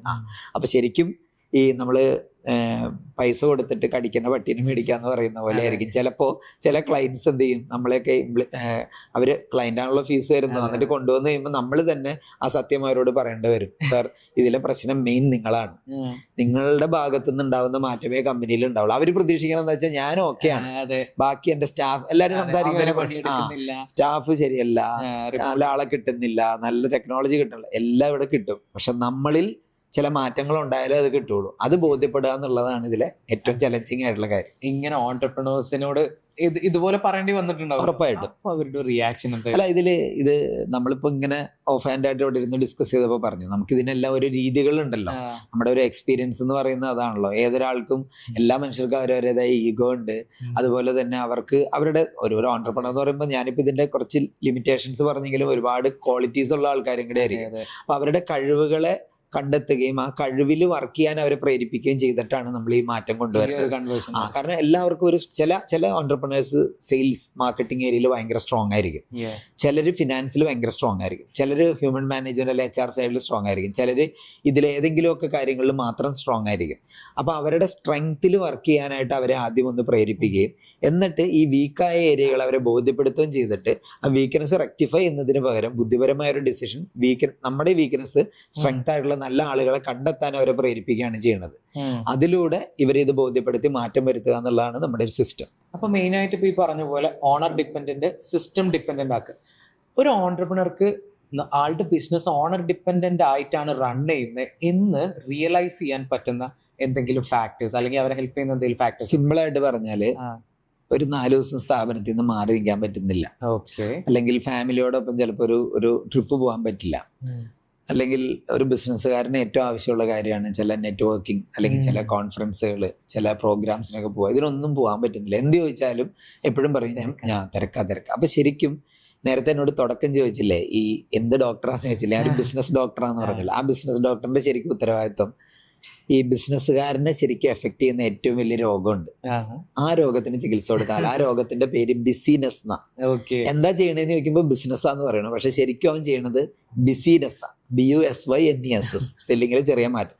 എപ്പോഴും തിരക്കോട് തിരക്ക്. ഇതാണ് ഫൗണ്ടർ ഡിപ്പെൻഡ് എന്നുള്ളതിന്റെ ഏറ്റവും വലിയ ലക്ഷണം. ഒരു നേരം വെറുതെ ഇരിക്കാൻ പറ്റില്ലെന്ന് ഇത് കണ്ടുപിടിച്ച് കഴിഞ്ഞാൽ ഏറ്റവും നെക്സ്റ്റ് സ്റ്റെപ്പ് ഒരു ബിസിനസ് കൺസൾട്ടന്റിനെ അപ്രോച്ച് ചെയ്യാന്നുള്ളത് തന്നെയാണോ?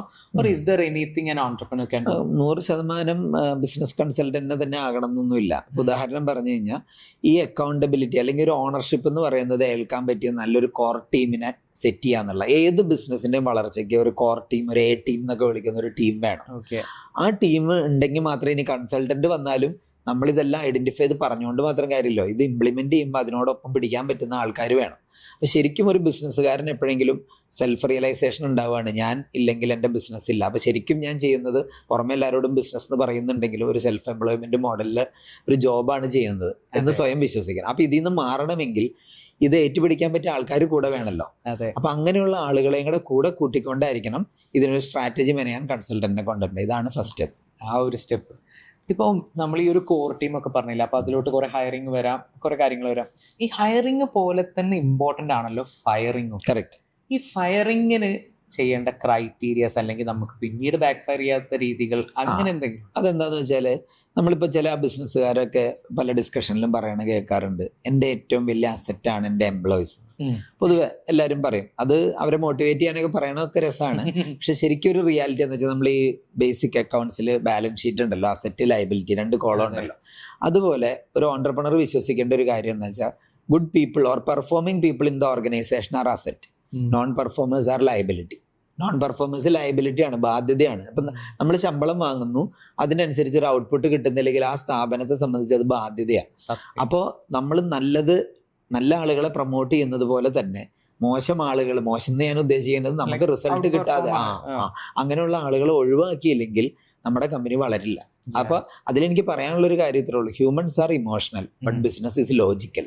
അവിടെ ചിലപ്പോൾ നമ്മുടെ ബന്ധുവായിരിക്കും, സ്വന്തക്കാരനായിരിക്കും, പരിചയക്കാരനായിരിക്കും, ഒന്ന് അവരെ ഡെവലപ്പ് ചെയ്യാനായിട്ട് ശ്രമിക്കണം നമ്മൾ. ഒരു രീതിയിലും ഒരു രക്ഷയില്ലെങ്കിൽ, അത്തരം ഫയറിംഗ് റൈറ്റ് ടൈമിൽ നടന്നില്ലെങ്കിൽ അത് പിന്നീട് നമ്മുടെ ബിസിനസ്സിലെ ഏറ്റവും വലിയ തിരിച്ചടിയായി മാറും. യെസ്, അവരെ ഒരാള് നമുക്ക് പെർഫോമൻസ് കറക്റ്റ് എത്തുന്നില്ല, ബിസിനസ് എത്തേണ്ടടുത്ത് എത്തുന്നില്ല എന്നുണ്ടെങ്കിൽ എത്രയും പെട്ടെന്ന് തന്നെ ഫയർ ചെയ്യാന്നുള്ളത്, അതെ, അത് ഒഴിവാക്കുക എന്നുള്ളത് കൂടെ അതൊരു വലിയ തീരുമാനമായിരിക്കും. ഓക്കെ, ഇപ്പൊ ബിസിനസ് ഇമോഷൻ ഒക്കെ പറഞ്ഞല്ലോ നമ്മൾ ബിസിനസ്സിൽ, അതുപോലെ സക്സഷൻ സ്ഥിരമായിട്ട് വരുന്നൊരു സംഭവമാണ്. അപ്പോ നമ്മളൊരു ബിസിനസ് സക്സഷൻ പ്ലാൻ ചെയ്യുമ്പോൾ ഫസ്റ്റ് ജനറേഷൻ ആളുകളുണ്ട്, ഈ ബിസിനസ് തുടങ്ങിയതോ നടത്തിക്കൊണ്ടിരിക്കുന്ന ആളുകൾ. From that to second generation ഇതിലോട്ട് പോകുമ്പോൾ ഭയങ്കര ഡിഫറൻസ് ഉണ്ടാവും. ഇപ്പൊ മേ ബി എന്റെ ഫാദറിന്റെ ബിസിനസ് ഞാൻ നോക്കുവാണെങ്കിൽ അവിടുന്ന് ഇപ്പൊ ഞാൻ ഫോളോ ചെയ്യുന്ന ഇപ്പൊ ഉള്ള ആളുകൾ ജെൻസി, അങ്ങനെ കുറെ കാര്യങ്ങൾ ചിലപ്പോൾ നല്ലൊരു ഗ്യാപ്പ് ഉണ്ടാവും. അപ്പൊ ഇതെങ്ങനെ മാനേജ് ചെയ്യാം, ഈ ഒരു സക്സഷൻ എങ്ങനെ പ്ലാൻ ചെയ്യാം? ഇത് വളരെ ക്രൂഷ്യൽ ആയിട്ടുള്ള ഒരു ക്വസ്റ്റ്യൻ ആണ്. കാരണം ഒരുപാട് ബിസിനസ്സുകളിൽ ഏറ്റവും കൂടുതൽ ചർച്ച ചെയ്യപ്പെട്ടുകൊണ്ടിരിക്കുന്ന അല്ലെങ്കിൽ ചലഞ്ച് അനുഭവിക്കുന്ന ഒരു ഏരിയ ആണ്. ബിസിനസ് വേൾഡിൽ പൊതുവെ പറയുന്ന രണ്ട് കോൺസെപ്റ്റ് ഉണ്ട്, first comer versus fast comer. First കമ്മറും ഫാസ്റ്റ് കമ്മറും. ഈ ഫസ്റ്റ് ജനറേഷൻ എന്ന് പറയുന്നത് ചിലർക്ക് ലെഗസി, ബിസിനസ്സിൽ 20 ഇയർ 25 ഇയർ 30 ഇയർ നല്ലതാണ്. ബട്ട് ഫാസ്റ്റ് കമ്മർ എന്ന് പറയുന്നത് ഇനി ആവശ്യമാണ്. കാരണം നമുക്ക് 30 കൊല്ലമായി എന്ന് പറയുന്നതുകൊണ്ട് കാര്യമില്ല. നമ്മൾ തന്നെ നമ്മുടെ ഈ കൊച്ചു കേരളത്തിൽ തന്നെ നമ്മൾ എത്രയോ വലിയ പേരുകേട്ട സ്ഥാപനങ്ങൾ ഇന്ന് നമ്മൾ കാണുന്നേ ഇല്ല, കേൾക്കുന്നേ ഇല്ല. പറയുവാണെങ്കിൽ 50 കൊല്ലം മുമ്പ് തുടങ്ങിയതൊക്കെ ആയിരിക്കും. പക്ഷെ 1 വർഷമോ 2 വർഷമോ മുമ്പ് തുടങ്ങിയ സ്ഥാപനം വളരെ ഫാസ്റ്റ് ആയിട്ട് നമ്മുടെയൊക്കെ ഇടയിലേക്ക് അതിശക്തമായി കയറിക്കൊണ്ടിരിക്കുന്നു. അപ്പൊ അതിന്റെ അർത്ഥം എന്താണെന്ന് വെച്ചാൽ ഈ 2 ജനറേഷന്റെയും ഡിഫറൻസുകളുണ്ട്. ഫസ്റ്റ് ജനറേഷന് എക്സ്പീരിയൻസ് ഉണ്ടായിരുന്നു, അവർ കുറെ ചലഞ്ചുകളിൽ കൂടെ കടന്നു പോകുന്നു, ഇതെല്ലാം നല്ലതാണ്. ബട്ട് ഈ ന്യൂ ജനറേഷൻ, നമ്മളിപ്പോൾ ജെൻസി എന്നൊക്കെ വിളിക്കുന്ന കാറ്റഗറി, അവരെപ്പോഴും ഒരു വൈബ് വേണം ബിസിനസ്സിൽ, അല്ലെങ്കിൽ ബിസിനസ്സിൽ ഇന്നോവേഷൻ വേണം, അവർക്ക് പെട്ടെന്ന് ത്രില്ല് വേണം, ഇതൊക്കെ ചിന്തിക്കുന്നവരാ. ഇവരെ നമ്മൾ പരിഹസിക്കുകയോ അല്ലെങ്കിൽ അവരുടെ പോരായ്മയോ കാണുന്നതിലോ കാര്യമില്ല. കാരണം അവരിലും ഉണ്ട് കുറെ സ്ട്രെങ്ത്തുകൾ. ഇത് രണ്ടും തമ്മിൽ കണക്ട് ചെയ്യാൻ പറ്റുക എന്നുള്ളതാണ്. അതായത് യൂത്ത് പറയും തദ്ദ വൈബാണ്, മറ്റവർക്ക് ഇതൊന്നും മനസ്സിലാവണില്ല, മറ്റവർ പറയും എടുത്തു ചാട്ടാണെന്ന് പറയും. ഇത് രണ്ടിനെ മെർജ് ചെയ്യുന്ന ഒരു പ്രോസസ്സ് ഉണ്ട്. അത് കറക്റ്റ് ആവുന്നിടത്താണ് സക്സഷൻ പ്ലാനിങ് തുടങ്ങുന്നത്. അതിനൊരു എക്സാമ്പിൾ പറഞ്ഞാൽ, ഒരു പാരന്റ് അല്ലെങ്കിൽ ഒരു സീനിയർ ലെവലിലേക്ക് നാളെ എൻ്റെ മകനെയോ മകളെയോ ബിസിനസ്സിൽ ഇറക്കണം എന്ന് വിചാരിക്കുന്ന ഒരു സംരംഭകൻ ആദ്യം ചെയ്യേണ്ട സ്റ്റെപ്പ് എന്താണെന്ന് വെച്ചാൽ, ബിസിനസിന്റെ പഞ്ഞവും പരാധീനവും പ്രാരാബ്ദങ്ങളും ഒക്കെ അധികം വീട്ടിൽ ചർച്ച ചെയ്യാതിരിക്കുക. അതെന്താ കാരണം എന്ന് വെച്ച് കഴിഞ്ഞാൽ, പൊതുവെ കാണുന്നൊരു കാര്യം എന്താണെന്നറിയോ, നമ്മുടെ എക്സാമ്പിളുകൾ പറയാം നമ്മുടെ എക്സ്പീരിയൻസിൽ നിന്ന്. കാരണം ഒരു ജ്വല്ലറി ബിസിനസ് നടത്തുന്ന ആള്, അദ്ദേഹത്തിന്റെ മകൻ അല്ലെങ്കിൽ മകള് നമ്മളെ പോലുള്ള കൺസൾട്ടൻസിനോട് പറയുന്നത് എന്താണെന്ന് വെച്ചാൽ, ഈ ജ്വല്ലറി അല്ലാത്ത വേറെ ഏതെങ്കിലും ബിസിനസ് എനിക്ക് തുടങ്ങണം. അപ്പൊ എന്താന്ന് ചോദിക്കുമ്പോൾ പറയും, എൻ്റെ അച്ഛന് വീട്ടിൽ വന്നാൽ ഞങ്ങളോട് മിണ്ടാൻ സമയമില്ല, പിന്നെ ഈ ബിസിനസ്സിൽ ഭയങ്കര തലവേദനയാണ്, എപ്പോഴും ബുദ്ധിമുട്ടാണ്, ഫ്ലക്ച്വേഷനാണ്. അപ്പൊ എന്താണ് നിങ്ങൾക്ക് ഇഷ്ടം? ഞങ്ങൾക്ക് ടെക്സ്റ്റൈൽ തുടങ്ങാൻ ഇഷ്ടം, അല്ലെങ്കിൽ ഞങ്ങൾക്ക് മാനുഫാക്ചർ തുടങ്ങാൻ ഇഷ്ടം. ഇതേ സമയത്ത് ഈ ജ്വല്ലറിക്കാരന്റെ ഇതേ എക്സാമ്പിൾ അപ്പുറത്തെ ടെക്സ്റ്റൈലുകാരന്റെ മക്കൾ എന്താ പറയണേ, ടെക്സ്റ്റൈൽ അല്ലാത്ത വേറെ എന്തെങ്കിലും തുടങ്ങാം. അപ്പൊ അതായത് ലോകത്ത് എന്ത് ബിസിനസ് തുടങ്ങിയാലും അതിൻ്റെതായ ചലഞ്ചസ് ഉണ്ട്. പക്ഷെ നമ്മൾ ഇതിന്റെ നല്ല വശം ഉണ്ടല്ലോ. ഇപ്പൊ ഈ അച്ഛൻ കാറ് വാങ്ങിയതോ വീട് വെച്ചതോ അല്ലെങ്കിൽ ഇവർക്ക് ഇന്ന് നേട്ടങ്ങൾ ഉണ്ടാക്കി കൊടുത്തതോ ഒക്കെ ഈ ബിസിനസ്സിൽ നിന്നാണ്. അപ്പൊ ബിസിനസിന്റെ ആ പോസിറ്റീവ്സും കൂടെ കാണുകയും മനസ്സിലാക്കുകയും ചെയ്താൽ ആ ലെഗസി പിന്തുടരാനായിട്ട് സാധിക്കും. കാരണം നമ്മളിപ്പോ നേരത്തെ ചില സംഭാഷണങ്ങളുടെ ഇടയിൽ പറഞ്ഞല്ലോ, ബിസിനസിന്റെ ആദ്യ സ്റ്റേജ് എല്ലാ ചലഞ്ചസും, ഈ ചലഞ്ച് കടന്നു കിട്ടിയ ഒരു ബിസിനസ് ആയിരിക്കും നെക്സ്റ്റ് ജനറേഷന് കിട്ടുന്നത്. അപ്പോൾ ആ നെക്സ്റ്റ് ജനറേഷനും ഫസ്റ്റ് ജനറേഷനും തമ്മിലുള്ള ആ ഒരു ഐക്യം അല്ലെങ്കിൽ സിങ്ക് പ്രോപ്പർ ആക്കുക എന്നുള്ളതാണ് പലപ്പോഴും കൺസൾട്ടന്റ് എന്നുള്ള നിലയിൽ നമ്മുടെ റോള്. അപ്പം നമ്മളതിൽ എന്താ ചെയ്യുന്നതെന്ന് വെച്ച് കഴിഞ്ഞാൽ, ഒരു ജൂനിയർ ആയിട്ടുള്ള വ്യക്തിയുടെയും അവൻ്റെ കപ്പാസിറ്റിയും എൻഹാൻസ് ചെയ്യാനുള്ള ചില കാര്യങ്ങൾ നമ്മൾ അവരെ ഗൈഡ് ചെയ്യും. അതുപോലെ അവർക്ക് ഇല്ലാത്ത കുറേ പ്രാക്ടിക്കൽ എക്സ്പീരിയൻസസ് ഉണ്ടല്ലോ, അത് അവരിലേക്ക് കൊണ്ടുവരാൻ പറ്റുന്ന കുറേ റോളുകളിലൂടെ അവരെ പ്രവർത്തിപ്പിക്കും. നല്ല എക്സ്പീരിയൻസുകൾ നമ്മുടെ ഈ ഒരു സ്ട്രാറ്റജി പ്ലാനിങ്ങിലേക്ക് കൊണ്ടുവരികയും ചെയ്യും. എന്നാൽ അവർ ഔട്ട്ഡേറ്റഡ് ആയിട്ട് നിൽക്കുന്ന ചില കാര്യങ്ങളുണ്ടാവും. അവർക്ക് ടെക്നോളജിയിൽ ഇൻവെസ്റ്റ് ചെയ്യുന്നതിലും മടിയായിരിക്കും. നമ്മൾ പറഞ്ഞ എയെ പറ്റി ചിന്തിക്കാൻ അവർക്ക് കുറേ പോരായ്മ ഉണ്ടാവും. ഇതിന് രണ്ടിൻ്റെ സ്ട്രെങ്ത് എടുത്തിട്ട് സ്ട്രെങ്ത് ഫോക്കസ്ഡ് ആയിട്ട് വർക്ക് ചെയ്യുക എന്നുള്ള ഒരു മോഡലാണ് നമ്മൾ ഇതിൽ ഫോളോ ചെയ്യാറുള്ളത്. ഓക്കെ, ഇപ്പം അതിന്റെ ഒരു ഇമ്പോർട്ടൻസ് എനിക്ക് ഇപ്പോഴാണ് മനസ്സിലായി. കേട്ട് അടുത്ത് ആ ഒരു സെറ്റപ്പിലോട്ട് എത്തും നമ്മുടെ നെക്സ്റ്റ് ജനറേഷൻ എന്ന് പറയുന്നത്. അപ്പോൾ ഒബ്വിയസ്ലി അവർക്ക് അതിൽ ഒരു ഇൻട്രസ്റ്റ് അങ്ങ് പോകും. ആ ഒരു പോസിറ്റീവ്സ് മാത്രം കൊടുക്കുവാണെങ്കിൽ ഇറ്റ് വിൽ ബി ബെറ്റർ. ഇപ്പൊ വീട്ടിൽ സംസാരിക്കരുത് എന്ന് പറഞ്ഞു. സോ ഇൻസ്റ്റഡ് ഒരു ബിസിനസ്സുകാരൻ ഒരു സക്സഷൻ പ്ലാൻ ചെയ്യുന്ന ഒരാള് എന്തൊക്കെ ചെയ്യണം എന്നും കൂടെ ഒന്ന് പറയാമോ? അതായത് ഞാൻ ഉദ്ദേശിച്ചത്, ബിസിനസ് സംസാരിക്കുക എന്ന് പറഞ്ഞ ബിസിനസ്സിലെ പ്രാരാബ്ദം മാത്രം ചർച്ച ചെയ്യണ അവസ്ഥ വരും. നല്ലതും മോശം പറയാം, നമ്മുടെ നല്ലതും ഷെയർ ചെയ്യണം. നമുക്ക് ഇന്ന ഗ്രോത്ത് ഉണ്ടായത്, നമുക്ക് ഇന്ന ക്ലൈന്റ് വന്നതുകൊണ്ട് ഇങ്ങനെ ഗുണം ഉണ്ടായി, നമ്മളിത് ഈ കാർ അപ്ഗ്രേഡ് ചെയ്ത് ഇന്നതാക്കാൻ പോണത് നമ്മുടെ കഴിഞ്ഞ വർഷത്തെ ഗ്രോത്ത് കാരണമാണ്. ഇതൊക്കെ കേൾക്കുമ്പോൾ ഈ പരിപാടി ചെയ്താൽ നമുക്കും ഗ്രോത്ത് ഉണ്ടാക്കാം, അച്ഛൻ ചെയ്തതിനൊക്കെ ഇന്നത് ഇനി എനിക്ക് ചെയ്യാൻ പറ്റും, അതും കേൾക്കണം. അതിനോടൊപ്പം വിഷമം പറയാം. ഇത് വിഷമം മാത്രമാകുമ്പോഴാണ് ഈ പ്രശ്നം ഉണ്ടാവുക. അപ്പൊ ശരിക്കും ചെയ്യേണ്ടത് എന്താന്ന് ചോദിച്ചാൽ അത് തന്നെയാണ് ചെയ്യേണ്ടത്. അതായത് ബിസിനസ്സിലെ നല്ലതും ചീത്തയും രണ്ടും ചർച്ച ചെയ്യണം. ഒന്ന് മാത്രമായി ബാലൻസിൽ പോകാം. പിന്നെ രണ്ട്, ശരിക്കും ചെയ്യേണ്ട കാര്യം എന്ന് പറയുന്നത് അനുഭവങ്ങൾ സമ്മാനിക്കുക എന്ന് പറയുന്ന കാര്യമാണ് സക്സസർക്ക് വേണ്ടി നമ്മൾ ചെയ്യേണ്ടത്. അനുഭവങ്ങൾ മീൻസ് അവരോട് നമ്മൾ തിയറി പറയുന്നതിനേക്കാൾ നമ്മൾ എന്ത് പറഞ്ഞു എന്നുള്ളതിനേക്കാൾ എന്ത് ചെയ്യുന്നു എന്നുള്ളതാണ് അവർ നോക്കി കാണുന്നത്. അപ്പൊ അതുകൊണ്ട് നമ്മളിപ്പോൾ നല്ല നെറ്റ്വർക്ക് ചെയ്യുമ്പോൾ അവരെ കൂടെ കൂട്ടുക, പുതിയ ബന്ധങ്ങൾ ഉണ്ടാക്കാൻ പരിചയപ്പെടുത്തുക, എവിടെയെങ്കിലുമൊക്കെ പ്രോഗ്രാമിന് മുമ്പ് അവരെ കൂടെ കൂട്ടുക. ഇങ്ങനെയുള്ള റിയൽ എക്സ്പീരിയൻസസ് ഉണ്ടല്ലോ. ചിലപ്പോൾ നമ്മുടെ മെയിൻ കസ്റ്റമറെ കാണാൻ പോകുമ്പോൾ അല്ലെങ്കിൽ നമ്മുടെ ഓർഗനൈസേഷനിൽ എന്തെങ്കിലും മീറ്റപ്പുകൾ നടത്തുമ്പോൾ അവരെയും ഇതിന്റെ ഭാഗമാക്കുക. ഇത്തരം പ്രവൃത്തികളാണ് ശരിക്കും ഒരു മസ്റ്റ് ഡു എന്ന് പറയുന്ന പോലെ റെക്കമെൻഡ് ചെയ്യാനുള്ള കാര്യം. ഓക്കെ, ഇപ്പൊ നമ്മൾ ജനറേഷൻസിന്റെ കാര്യം സംസാരിച്ചല്ലോ. അപ്പൊ ഇതില് ഇപ്പോഴത്തെ ഒരു ജനറേഷനിൽ AI ഭയങ്കരമായിട്ട് എല്ലാത്തിലും ഇൻഫ്ലുവൻസ് ചെയ്യുന്നുണ്ട്. Correct. ഇപ്പൊ ഒരു ബേസിക് ഇൻഫ്ലുവൻസ് ഒരു ബിസിനസ് മോഡലില് AI ഡോമിനേറ്റ് ചെയ്യാൻ സാധ്യതയുള്ള ഡിപ്പാർട്ട്മെന്റ്സ് അല്ലെങ്കിൽ ഏരിയാസ് എന്തൊക്കെയാണെന്നൊന്ന് അതായത് ജനറൽ പെർസ്പെക്റ്റീവിൽ ഒന്ന് പറയുകയാണെങ്കിൽ ഇപ്പോൾ AI പറ്റി പറയുന്ന ഒരു കാര്യം, people will be replaced by people with AI എന്നാണ് പറയുന്നത്. ഓക്കെ, അപ്പൊ പീപ്പിൾ ഇപ്പോഴും ഉണ്ട്, നാളെ ഉണ്ടാവും. പക്ഷെ ആരാണോ AI കൂട്ടുപിടിച്ചത് അവരെ മുന്നോട്ടുണ്ടാവുള്ളൂ എന്നാ പറയുന്നത്. അതിന്റെ അർത്ഥം ഇന്ന ഫംഗ്ഷൻ എന്നൊന്നുമില്ല. ഇപ്പൊ ഉദാഹരണം ഒരു ബിസിനസ്സിലെ അക്കൗണ്ട്സ് ആവട്ടെ, ഫിനാൻസ് ആവട്ടെ, HR, ഓപ്പറേഷൻ, സെയിൽസ്, മാർക്കറ്റിംഗ്, ഏതെടുത്താലും എല്ലാ ഏരിയയിലും AIയുടേതായ ഇമ്പാക്റ്റ് ഉണ്ടാവും. ബട്ട് അത് സ്മാർട്ടായിട്ട് യൂസ് ചെയ്യാനായിട്ട് നമ്മൾ ശീലിച്ചാൽ അത് ഭയങ്കര ഇമ്പോർട്ടൻ്റ് ആയിരിക്കും. ഇനി അതിലൊരു എക്സാമ്പിൾ പറഞ്ഞാൽ ഇപ്പൊ പല സ്ഥാപനങ്ങൾ സോഫ്റ്റ് സ്കിൽ ട്രെയിനിങ്ങുകൾ കൊടുക്കും. പൊതുവെ കമ്മ്യൂണിക്കേഷൻ സ്കില്ല്, ഇമെയിൽ എങ്ങനെ അയക്കണം, സിസ്റ്റം എങ്ങനെ യൂസ് ചെയ്യണം, ഇതൊക്കെയാണ് പഠിപ്പിക്കാറുണ്ടായിരുന്നു. ഇനി അതുപോലെ റൈറ്റ് ആയിട്ട് പ്രോംപ്റ്റിംഗ് ചെയ്യണത് എങ്ങനെയാണ്. ഈ പ്രോംപ്റ്റിംഗ് ഒരു തെറ്റൊന്നുമില്ല. കാരണം ഇന്ന് എല്ലാവരും അതിനെ ഡിപ്പെൻഡ് ചെയ്യുന്നുണ്ട്. ഇപ്പൊ മാതാപിതാ ഗുരുദേവ് എന്നുള്ളത് ഒരു കാലഘട്ടത്തിൽ ഗുരുവിന്റെ സ്ഥാനത്തേക്ക് ഗൂഗിള് വന്നായിരുന്നു. ആ ഗൂഗിളിന് ഇപ്പൊ ഗൂഗിൾ ദൈവമായ ഒരു കാലഘട്ടം ഉണ്ടായിരുന്നു. ഇന്നിപ്പോ സ്കൂളുകളിൽ മുതൽ നമ്മൾ കാണുന്ന ഏത് ടീച്ചർ എന്ത് പഠിപ്പിച്ചാലും ഒന്ന് ChatGPTയിലോ ജെമിനായിലോ എവിടെയെങ്കിലും നോക്കുന്ന അവസ്ഥയാണ്. അപ്പൊ അത്രയും അവര് ടെക്നോളജി മനസ്സിലാക്കി പഠിച്ചു കയറി വരുന്ന ആൾക്കാരാണ്. അപ്പൊ ഇന്ന ഫംഗ്ഷൻ എന്നില്ല, ഓർഗനൈസേഷന്റെ ഏത് ഫംഗ്ഷനിലേക്കും സ്മാർട്ടായിട്ടുള്ള ടൂൾസ് അപ്ലൈ ചെയ്യാനായിട്ട് നമ്മളൊന്ന് ശീലിക്കുക. അതാത് ഫംഗ്ഷനിലിരിക്കുന്ന ആളുണ്ടല്ലോ. ഇപ്പൊ HR പേഴ്സൺ ആണെങ്കിൽ HRലെ റിക്രൂട്ട്മെന്റ് സൈഡിലാവട്ടെ, ഇൻഡക്ഷൻ ഓറിയന്റേഷനിലാവട്ടെ, അപ്രൈസൽ നടത്തുമ്പോഴാവട്ടെ, ഇവിടെയൊക്കെ എങ്ങനെ AI എനിക്ക് ഹെൽപ്ഫുൾ ആവും. അതുപോലെ ഫിനാൻസ് എക്സ്പേർട്ട് ആണെങ്കിൽ അവർ കോസ്റ്റ് കൺട്രോളിന് വേണ്ടിയിട്ടോ അല്ലെങ്കിൽ സ്ഥാപനത്തിലെ അക്കൗണ്ട്സ് അനാലിസിസിന് വേണ്ടിയിട്ടോ എല്ലാ ഏരിയകളിലും ഇതിന്റെ സാധ്യതയുണ്ട്. അപ്പൊ നമ്മളുടെ ഒരു എക്സ്പെർട്ടൈസ് കുറച്ചും കൂടെ കൂട്ടാൻ സഹായിക്കുന്ന ഒരു ഉപാധിയായിട്ട്, ഒരു കാറ്റലിസ്റ്റ് ആയിട്ട് നമ്മൾ AI കൂടെ കൂട്ടുകയാണെങ്കിൽ ഫാസ്റ്റ് ഗ്രോത്ത് ഉണ്ടാക്കാൻ എല്ലാ ഏരിയയിലും സാധിക്കും. എല്ലാ ഡിപ്പാർട്ട്മെന്റിലും തീർച്ചയായിട്ടും സാധിക്കും. ഇത് ബെനിഫിഷ്യൽ ആണ്, ബട്ട് കറക്റ്റ് ആയിട്ട് യൂട്ടിലൈസ് ചെയ്യണം ആ ഒരു area. What about skill based areas? ഇപ്പം അതില് AI ഭയങ്കരമായിട്ട് ഇൻവോൾവ് ആയിക്കൊണ്ടിരിക്കുന്നു. ഇപ്പൊ എഡിറ്റർ സൈഡിൽ നോക്കുമ്പോൾ ഒരു സിനിമാറ്റോഗ്രാഫർ പോലും വേണ്ടാതെ ഒരു ഫുൾ മൂവി ഷൂട്ട് ചെയ്യാൻ പറ്റുന്ന ലെവലിലേക്ക് AI വന്നിട്ടുണ്ട്.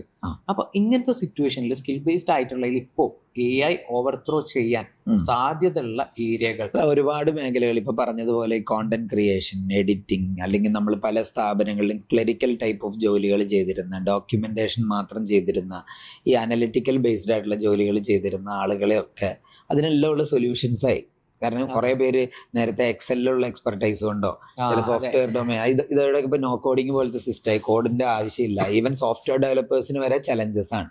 അപ്പൊ നമ്മളതിൽ ചെയ്യേണ്ട ഒരു കാര്യം എന്ന് വെച്ചാൽ, ഒരു എക്സാമ്പിൾ പറഞ്ഞാൽ ടാക്സി ഡ്രൈവറില്ലേ, പണ്ടത്തെ ടാക്സി ഡ്രൈവർ എങ്ങനെ ഇന്നത്തെ ഊബർ ഡ്രൈവറായി മാറി എന്നൊന്ന് നോക്കാം ഒരു എക്സാമ്പിൾ ആയിട്ട്. കാരണം നമ്മൾ പണ്ട് കാലത്ത് ഒരു ഓട്ടോ സ്റ്റാൻഡ് അല്ലെങ്കിൽ ഒരു കാറുകളാണെങ്കിൽ അതിനൊരു ടാക്സി സ്റ്റാൻഡ് ഉണ്ട്. അവിടെ ചെന്ന് ആവശ്യക്കാരൻ പോകുന്നു, വണ്ടി വിളിക്കുന്നു, പോകുന്നു, ഈ സിസ്റ്റം ആയിരുന്നു. ഇന്ന് അവിടെ ടെക്നോളജി, ഇവൻ IT എഞ്ചിനീയർ അല്ല, ഇത് ഇപ്പോഴും ഡ്രൈവർ തന്നെയാണ്, പക്ഷെ IT എനേബിൾ ചെയ്തു. അദ്ദേഹം ഒരു ആപ്ലിക്കേഷൻ യൂസ് ചെയ്യാൻ പഠിച്ചു. ആപ്ലിക്കേഷനിലൂടെ കസ്റ്റമറും ആളും തമ്മിൽ ഇന്ന് കണക്റ്റഡ് ആവുന്നു. അവന്റെ ബിസിനസ് ഗ്രോ ചെയ്യുന്നു, അല്ലെങ്കിൽ അവന്റെ ഉപജീവന മാർഗം നന്നായി പോകുന്നു. അതുപോലെ ഈ ജോലികൾ ചെയ്യുന്ന ആളുകളൊക്കെ നാളെയും അവന്റെ ക്രിയേറ്റിവിറ്റി എന്ന് പറയുന്ന എലമെന്റിനൊക്കെ അവിടെ സ്കോപ്പ് ഉണ്ടാവും. പ്ലസ് അതിന്റെ കൂടെ നല്ല ടൂളുകൾ യൂസ് ചെയ്യാനായിട്ട് AI എനേബിൾഡ് ടൂൾസ് യൂസ് ചെയ്യാനും കൂടെ പഠിക്കുകയാണെങ്കിൽ കുറച്ചും കൂടെ ബെറ്റർ ആയിട്ടുള്ള എഡിറ്റർ, ബെറ്റർ ആയിട്ടുള്ള ഡോക്യുമെന്റേഷൻ ചെയ്യുന്ന ആള്, ബെറ്റർ ആയിട്ടുള്ള അനലിസ്റ്റ് ആയി മാറാൻ പറ്റും. അപ്പൊ ശരിക്കും നമ്മൾ ഒരു പ്രോ വെർഷനിലേക്ക് പോകാനായിട്ട് തീർച്ചയായിട്ടും AI അവനെ ഹെൽപ്പ് ചെയ്യും. ഓക്കെ, അപ്പോൾ ആ ഒരു ബ്രേക്ക് പോയിന്റ് അല്ലെങ്കിൽ ആ ഒരു ബ്രേക്ക് പോയിന്റ് എത്തിയെന്ന് ഇവർക്ക് മനസ്സിലാക്കാൻ എന്തെങ്കിലും ടൂൾസോ അങ്ങനെ എന്തെങ്കിലും ഉണ്ടോ? അതായത് എന്താ ഒരു ബിസിനസ്സുകാരൻ്റെ ഒരു സ്കിൽ ബേസ്ഡ് ഒരാൾക്ക് ഇപ്പോൾ അവർ അപ്ഗ്രേഡ് ചെയ്യാനുള്ള ഒരു സമയമായി എന്ന് റിയലൈസേഷൻ വരേണ്ട ഒരു സമയം. അതാ ഞാൻ ആദ്യം പറഞ്ഞു, ഇനി people will be replaced by people with AI. ഇത് വിശ്വസിക്കുക എന്നുള്ളതാണ് ഒന്നാമത്തെ കാര്യം. അതായത് എല്ലാ മനുഷ്യരും തിരിച്ചറിയേണ്ട കാര്യം, നമ്മുടെ ജീവിതത്തിലെ ഒരു വലിയ, ഇനി ചരിത്രത്തിലൊക്കെ നോക്കുമ്പോൾ നമ്മൾ ഒരു മനുഷ്യന്റെ ഇവല്യൂഷനെ പറ്റിയൊക്കെ നമ്മൾ പഠിച്ചല്ലോ. പണ്ട് കാലത്ത് അതിൽ നിന്ന് ഇന്നത്തേക്ക് ഇവോൾവ് ചെയ്ത് വന്നില്ലേ, അതുപോലെ നമ്മുടെ മനുഷ്യരാശിയുടെ തന്നെ ഒരു നെക്സ്റ്റ് സ്റ്റെപ്പാണ് ശരിക്കും AIയുടെ വരവ്. ഇത് തിരിച്ചറിഞ്ഞ് എല്ലാ മേഖലയിലുള്ള ആൾക്കാരും ഞാൻ ഇങ്ങനെ പോയാൽ ഔട്ട്ഡേറ്റഡ് ആയി പോവും, അതുകൊണ്ട് എനിക്ക് AIയും കൂടെ എൻ്റെ മേഖലയിലേക്ക് കൊണ്ടുവരണം. അത് ഇന്ന ജോലി ചെയ്യുന്ന ആളെന്നൊന്നുമില്ല. ചിലപ്പോൾ നമ്മൾ ഇപ്പൊ ഫസ്റ്റ് ലെവലിൽ കണ്ടു തുടങ്ങിയ നേരത്തെ പറഞ്ഞ പോലെ എഡിറ്റിംഗ് സ്കില്ല് അല്ലെങ്കിൽ ചില സാധനങ്ങളാണെങ്കിൽ എല്ലാ മേഖലയിലും എന്ത് ജോലി ഈ ഭൂമിയുടെ അണ്ടറിൽ ചെയ്യുന്ന ഏത് തരം ജോലിയിലും ഇത് പ്രാക്ടിക്കലി അപ്ലൈ ചെയ്യാൻ പറ്റിയ കാര്യമാണ്. അപ്പൊ അതുകൊണ്ട് എല്ലാവരും നേരത്തെ പറഞ്ഞ സ്ട്രാറ്റജിക് എക്സ്പയറി ഡേറ്റ് ഉണ്ടെന്ന് പറഞ്ഞ പോലെ നമ്മൾ ഇപ്പൊ ഫോണൊക്കെ യൂസ് ചെയ്യുന്നുണ്ടല്ലോ ഭൂരിഭാഗം ആൾക്കാരും. സ്മാർട്ട് ഫോണിൽ ഇപ്പോൾ ഇൻസ്റ്റഗ്രാമോ അല്ലെങ്കിൽ വേറെ ഏതെങ്കിലും ആപ്ലിക്കേഷൻ യൂസ് ചെയ്യണമെങ്കിൽ ഇടയ്ക്ക് നമുക്ക് നോട്ടിഫിക്കേഷൻസ് വരും, പുതിയ അപ്ഡേറ്റ് വന്നിട്ട് അല്ലെ. അപ്പൊ ആ അപ്ഡേറ്റ് നമ്മൾ ഇൻസ്റ്റാൾ ചെയ്ത് കഴിയുമ്പോഴേ നമുക്ക് എല്ലാ ഫീച്ചേഴ്സും കിട്ടുള്ളൂ. പുതിയ ഫീച്ചേഴ്സ്. അതുപോലെ 2026 നമ്മളിപ്പോ ജീവിക്കണേ. പക്ഷെ നമ്മളൊന്ന് സ്വയം പരിശോധന നടത്തണം. ഞാൻ എൻ്റെ ഏത് വെർഷനാണ് ഇപ്പോൾ ഇറക്കിയേക്കുന്നത്? ചിലപ്പോൾ എൻ്റെ 24 or 23 വെർഷനായിരിക്കും നമ്മുടെ പ്രോസസ്സർ. അതിനൊന്ന് അപ്ഗ്രേഡ് ചെയ്തിട്ട് 26 27 ഒക്കെ ഇനി ഉപയോഗിക്കണമെങ്കിൽ നമ്മൾ ഈ AI സഹായം നല്ല രീതിയിൽ എടുക്കണം. ആ ഒരു മൈൻഡ് സെറ്റ് ആണ്.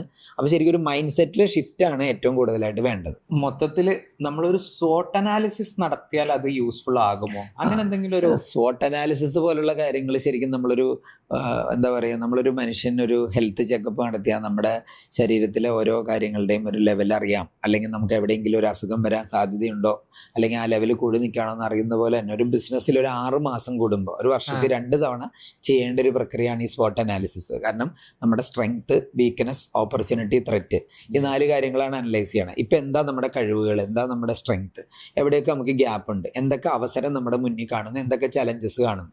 ഇത് ഇപ്പം ചെയ്തു എന്ന് പറഞ്ഞിട്ട് 6 മാസം കഴിയുമ്പോൾ അന്നത്തെ അവസ്ഥയെ മാറിപ്പോയിണ്ടാവും. ഇപ്പൊ ആലോചിച്ച് നോക്കിയ ഒരു 3 മാസം മുമ്പ് ഇങ്ങനെ ഒരു വാറിനെ പറ്റി നമ്മൾ ചിന്തിച്ചിട്ടില്ല. പക്ഷെ ഇപ്പൊ അതായി അല്ലെ. അപ്പൊ പണ്ട് സ്ട്രെങ്ത് ആയിട്ടുണ്ടായിരുന്ന കാര്യം ചിലപ്പോൾ ഇപ്പൊ വീക്ക്നെസ് ആയി പോയിട്ടുണ്ടാവും. അതുകൊണ്ട് ഇതൊരു 6 മാസ കാലഘട്ടം കൂടുമ്പോൾ അത്തരം പ്രോസസ്സുകൾ ചെയ്യുന്നത് നല്ലതായിരിക്കും. ഓക്കെ, ഒരു മിനിമം ഒരു 6 month ഗ്യാപ്പ് എങ്കിലും വെക്കണം. അതിൽ കൂടിയാലും പ്രശ്നം, കുറഞ്ഞാലും പ്രശ്നം. സോ SWOT അനാലിസിസ് ഓബിയസ്ലി അത്ര ചെലവുള്ള കാര്യമല്ലല്ലോ. അത് ചെയ്താൽ ഏത് ഏരിയ നന്നായിരിക്കും. സോ അതുപോലെ നമ്മുടെ ബിസിനസ്സുകളിൽ ഒരു നെക്സ്റ്റ് സ്റ്റെപ്പായി ചെയ്യുന്ന ഒരു കാര്യം ഇൻവെസ്റ്റ്മെന്റ് എന്ന് പറയുന്നത്. ഇപ്പൊ ഒരുപാട് ഇൻവെസ്റ്റ്മെന്റ് സ്റ്റോറീസ് കറന്റ് ട്രെൻഡായിട്ട് നമ്മൾ കേട്ടുകൊണ്ടിരിക്കുന്നത്. ഒരുപാട് കമ്പനീസിലോട്ട് ഇൻവെസ്റ്റ്മെന്റ് വരുന്നത്. ഇപ്പൊ കേരളത്തിലുള്ള ഒരു കമ്പനിക്ക് അത് പോസിബിൾ ആണോ? ഇഫ് യെസ്, എന്താണ് അതിന്റെ ഒരു ക്രൈറ്റീരിയ? അതായത് പൊതുവെ ഒരു കമ്പനിയുടെ മാനേജ്മെന്റ് സിസ്റ്റത്തെ അല്ലെങ്കിൽ അതിൻ്റെ ഒരു മെക്കാനിസത്തെ നമുക്ക് 2 പേരുകളിൽ വിളിക്കാം. ഒന്ന് മാർക്കറ്റ് മെക്കാനിസം, ഒന്ന് ക്യാപിറ്റൽ മെക്കാനിസം എന്ന് പറയും. മാർക്കറ്റ് മെക്കാനിസം എന്ന് പറഞ്ഞാൽ പൊതുവെ ഒരു ബിസിനസ് ചെയ്യുന്നു, ബിസിനസ്സിൽ നിന്ന് ലാഭം ഉണ്ടാവുന്നു, ലാഭം റീഇൻവെസ്റ്റ് ചെയ്യുന്നു, അങ്ങനെ ബിസിനസ് ചെയ്യുന്നതാണ് നമ്മൾ പൊതുവെ കണ്ടിട്ടുള്ളത്. ക്യാപിറ്റൽ മെക്കാനിസം എന്ന് പറഞ്ഞാൽ ബിസിനസ് ചെയ്യുന്നു, ബിസിനസ്സിന്റെ വളർച്ചയ്ക്കനുസരിച്ച് ഇൻവെസ്റ്റ്മെന്റ് പുറത്തുനിന്ന് കൊണ്ടുവരുന്നു. അതായത് സാധാരണ ഒരാൾ ചെയ്യുന്നത് വർക്കിംഗ് ക്യാപിറ്റൽ ഒന്നില്ലെങ്കിൽ ബാങ്ക് ലോൺ എടുക്കുന്നു, ഓടി, അങ്ങനെയുള്ള ലോൺ ഫെസിലിറ്റിയാണ് അവൈൽ ചെയ്യാറ്. ഇത് അതിന് പകരം നമ്മുടെ ബിസിനസ്സിന്റെ കപ്പാസിറ്റി കണ്ടുകൊണ്ട് വേറൊരാൾ നമ്മുടെ കൂടെ കൂടുകയാണ്. അയാളുടെ എഫേർട്ട്, ഈ റൺ ചെയ്യുന്ന ആളുടെ എഫേർട്ട് മറ്റൊരാളുടെ ഇൻവെസ്റ്റ്മെന്റും കൊണ്ടുവന്ന് ബിസിനസ്സിനെ സ്കെയിൽ ചെയ്യുന്നു.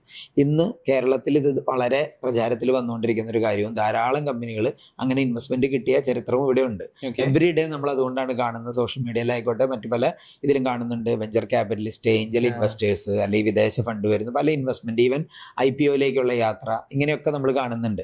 അപ്പോൾ ഇതിനു വേണ്ടി ചെയ്യേണ്ട ഒരു കാര്യം എന്താ വെച്ചാൽ, നമ്മുടെ നാട്ടിലെ ആളുകൾ പലപ്പോഴും ഞാനാണ് എൻ്റെ ബിസിനസ് എന്നുള്ള രൂപത്തിൽ അത് റൺ ചെയ്യണം. എനിക്കെല്ലാം അറിയാം, എനിക്ക് എന്നോട് ചോദിച്ചാൽ എപ്പോഴും കാര്യങ്ങൾ കിട്ടും. പക്ഷെ ബിസിനസ്സിൽ ഇങ്ങനെ ഇൻവെസ്റ്റ്മെന്റ് മോഡലിലേക്കൊക്കെ പോകണമെങ്കിൽ ആദ്യം ചെയ്യേണ്ടത് ബാക്ക് എൻഡിലെ സിസ്റ്റം സ്ട്രോങ് ആക്കണം, പേപ്പർ സ്ട്രോങ് ആവണം. പേപ്പർ എന്ന് ഉദ്ദേശിക്കുന്നത് നമുക്ക് profit and loss account, balance sheet, cash flow statement പോലുള്ള ഫിനാൻഷ്യൽ സ്റ്റേറ്റ്മെന്റുകൾ നമ്മുടെ ബിസിനസ്സിന് സപ്പോർട്ടീവ് ആയിരിക്കണം. അപ്പോൾ ഒരു ഇൻവെസ്റ്ററുടെ അടുത്തേക്ക് പോകണമെങ്കിൽ ഇൻവെസ്റ്ററുടെ മുമ്പിൽ പ്രസന്റ് ചെയ്യാനുള്ള ഒരു ബിസിനസ് പ്ലാൻ ഉണ്ടാവണം. ഇൻവെസ്റ്റർ പിച്ച് ഡെക്ക് എന്ന് പറയുന്ന ഇൻവെസ്റ്ററുടെ മുമ്പിൽ പ്രസന്റ് ചെയ്യാനുള്ള പ്രസന്റേഷൻ, ഒരു 5-year റോഡ് മാപ്പ് ബിസിനസ്സിന്റെ, എൻ്റെ ബിസിനസ്സിൽ ഇൻവെസ്റ്റ് ചെയ്താൽ നേട്ടം ഉണ്ടാക്കാൻ കഴിയുമെന്ന് അതിനെ സപ്പോർട്ട് ചെയ്യുന്ന പേപ്പറുകൾ ഉണ്ടാവണം. തിയററ്റിക്കലി വെർബലി പറഞ്ഞിട്ട് കാര്യമില്ല, പേപ്പർ കാണുമ്പോൾ അത് സ്ട്രോങ് ആയിരിക്കണം. അത്തരം പ്രവർത്തനങ്ങൾ നല്ലൊരു ചാർട്ടേഡ് അക്കൗണ്ടന്റെയോ അല്ലെങ്കിൽ ഫിനാൻസ് ചെയ്യുന്ന കൺസൾട്ടൻസിന്റെയോ സഹായത്തോടു കൂടി അത് സ്ട്രോങ് ആക്കുക എന്നുള്ളതാണ് ഇതിനുവേണ്ടി ചെയ്യേണ്ട കാര്യം. ആദ്യം ചെയ്യേണ്ട ഇപ്പൊ ബിസിനസ് വളരണമെങ്കിൽ ഇമ്പോർട്ടന്റ് ആയിട്ടുള്ള ഒരു സാധനം തന്നെയാണല്ലോ നെറ്റ്വർക്കിംഗ്. കറക്റ്റ്. അപ്പോൾ ഇതിനുള്ള ഒരു പ്ലാറ്റ്ഫോംസോ അല്ലെങ്കിൽ ഒരു ഓൺടർപ്രണർ ചെയ്യേണ്ട കാര്യങ്ങളോ ഉണ്ടോ? അങ്ങനെ എന്തെങ്കിലും? ഇന്ന് ഒരുപാട് പ്ലാറ്റ്ഫോമുകളുണ്ട്.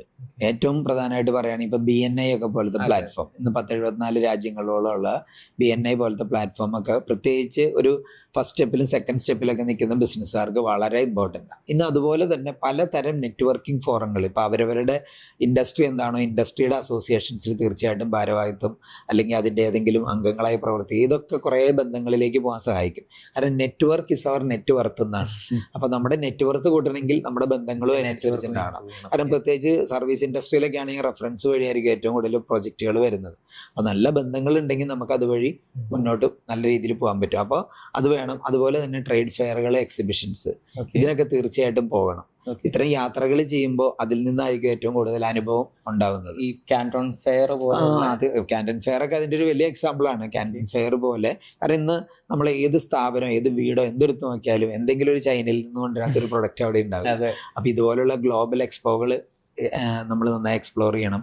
നാട്ടിൽ തന്നെ നടക്കുന്ന പല എക്സിബിഷൻസ്, അങ്ങനെയുള്ള കാര്യങ്ങൾക്കൊക്കെ പോകുക എന്നുള്ളത് മാൻഡേറ്ററി ആയിട്ടും ചെയ്യേണ്ട കാര്യം, ഒരു ഓൺടർപ്രണർ എന്തായാലും ചെയ്യേണ്ട ഒരു ചെയ്യേണ്ട കാര്യം. കാര്യം. അതുപോലെ ഇപ്പൊ സാറിന് ഇത്രയും വർഷത്തെ എക്സ്പീരിയൻസിൽ എല്ലാ ഓൺടർപ്രണേഴ്സും ചെയ്തിട്ടുള്ള അല്ലെങ്കിൽ ചെയ്യാൻ സാധ്യതയുള്ള ഒരു മേജർ മിസ്റ്റേക്ക്, ഒരു കോമൺ ആയിട്ടുള്ള മിസ്റ്റേക്ക് എന്നൊരു സംഭവം ഉണ്ടോ? ഏറ്റവും തീർച്ചയായിട്ടും പല ടൈപ്പ് ഓഫ് മിസ്റ്റേക്കുകൾ പല കാലഘട്ടത്തിൽ ഉണ്ടായിട്ടുണ്ടാവും. എന്നാലും ഏറ്റവും വലിയ ഒരു മിസ്റ്റേക്ക് എന്ന് പറയുന്നത് പലപ്പോഴും തോന്നിയിട്ടുള്ളത്, അതായത് നമുക്ക് ഇന്നലെ വരെ റിസൾട്ട് കിട്ടിയ കുറേ കാര്യങ്ങളുണ്ടാവും, അത് മാത്രം ഡിപ്പെൻഡ് ചെയ്തിട്ട്, അതായത് ഒരു ചേഞ്ചിനും തയ്യാറല്ലാതെ, അതായത് അഡാപ്റ്റബിൾ ആവാതെ, കാലഘട്ടത്തിനനുസരിച്ചുള്ള മാറ്റം ഉൾക്കൊള്ളാതെ പോകുന്നതാണ് ഏറ്റവും വലിയ മിസ്റ്റേക്ക് എന്ന് പറയുന്നത്.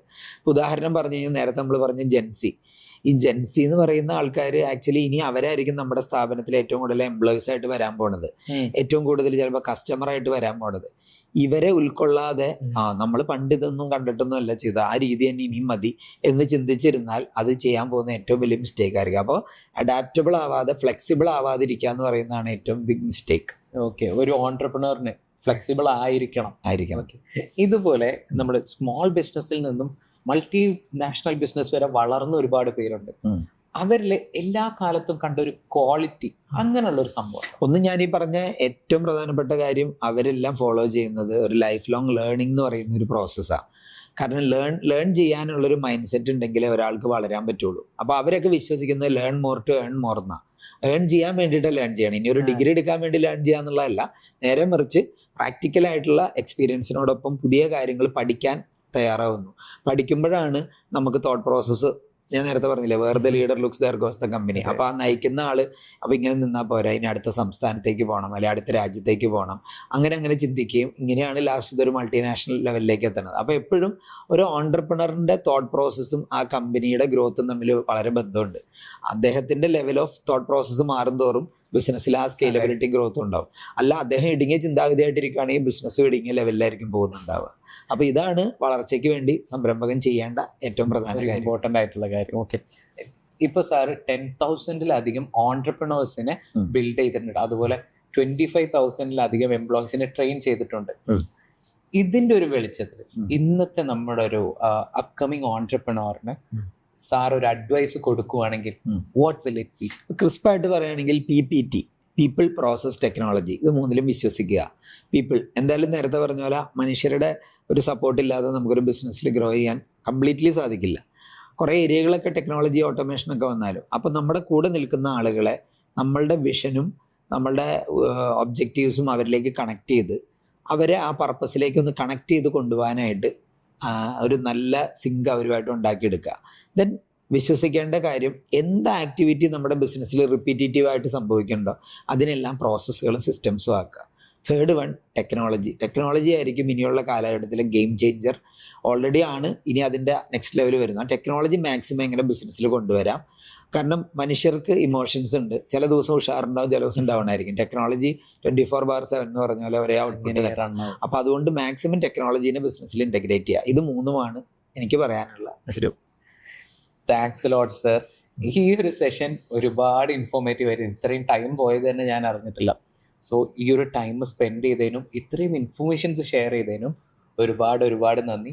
So as an entrepreneur or an existing business owner, നിങ്ങൾക്ക് എന്തെങ്കിലും കൺസൾട്ടൻറ്റോ ആവശ്യമോ ഉണ്ടെങ്കിൽ ഞാൻ താഴെ സാറിൻ്റെ കമ്പനിയുടെ ഡീറ്റെയിൽസ് ഡിസ്ക്രിപ്ഷനിൽ ഷെയർ ചെയ്തിട്ടുണ്ടാവും. So feel free to reach out. എല്ലാത്തിനും സാർ അവൈലബിൾ ആയിരിക്കും. അതുപോലെ തന്നെ നിങ്ങൾക്ക് ഇപ്പോൾ എനിക്ക് ഇനിയും ഒരുപാട് ക്വസ്റ്റ്യൻസ് ചോദിക്കാനുണ്ട്. അതുപോലെ നിങ്ങൾക്ക് എന്ത് ഡൗട്ട്സ് ഉണ്ടെങ്കിലും താഴെ കമൻറ്റ് ചെയ്യൂ. We can set up another episode for this. So, sir, again, thanks a lot. Thank you. And see you bye till another episode. Thank you.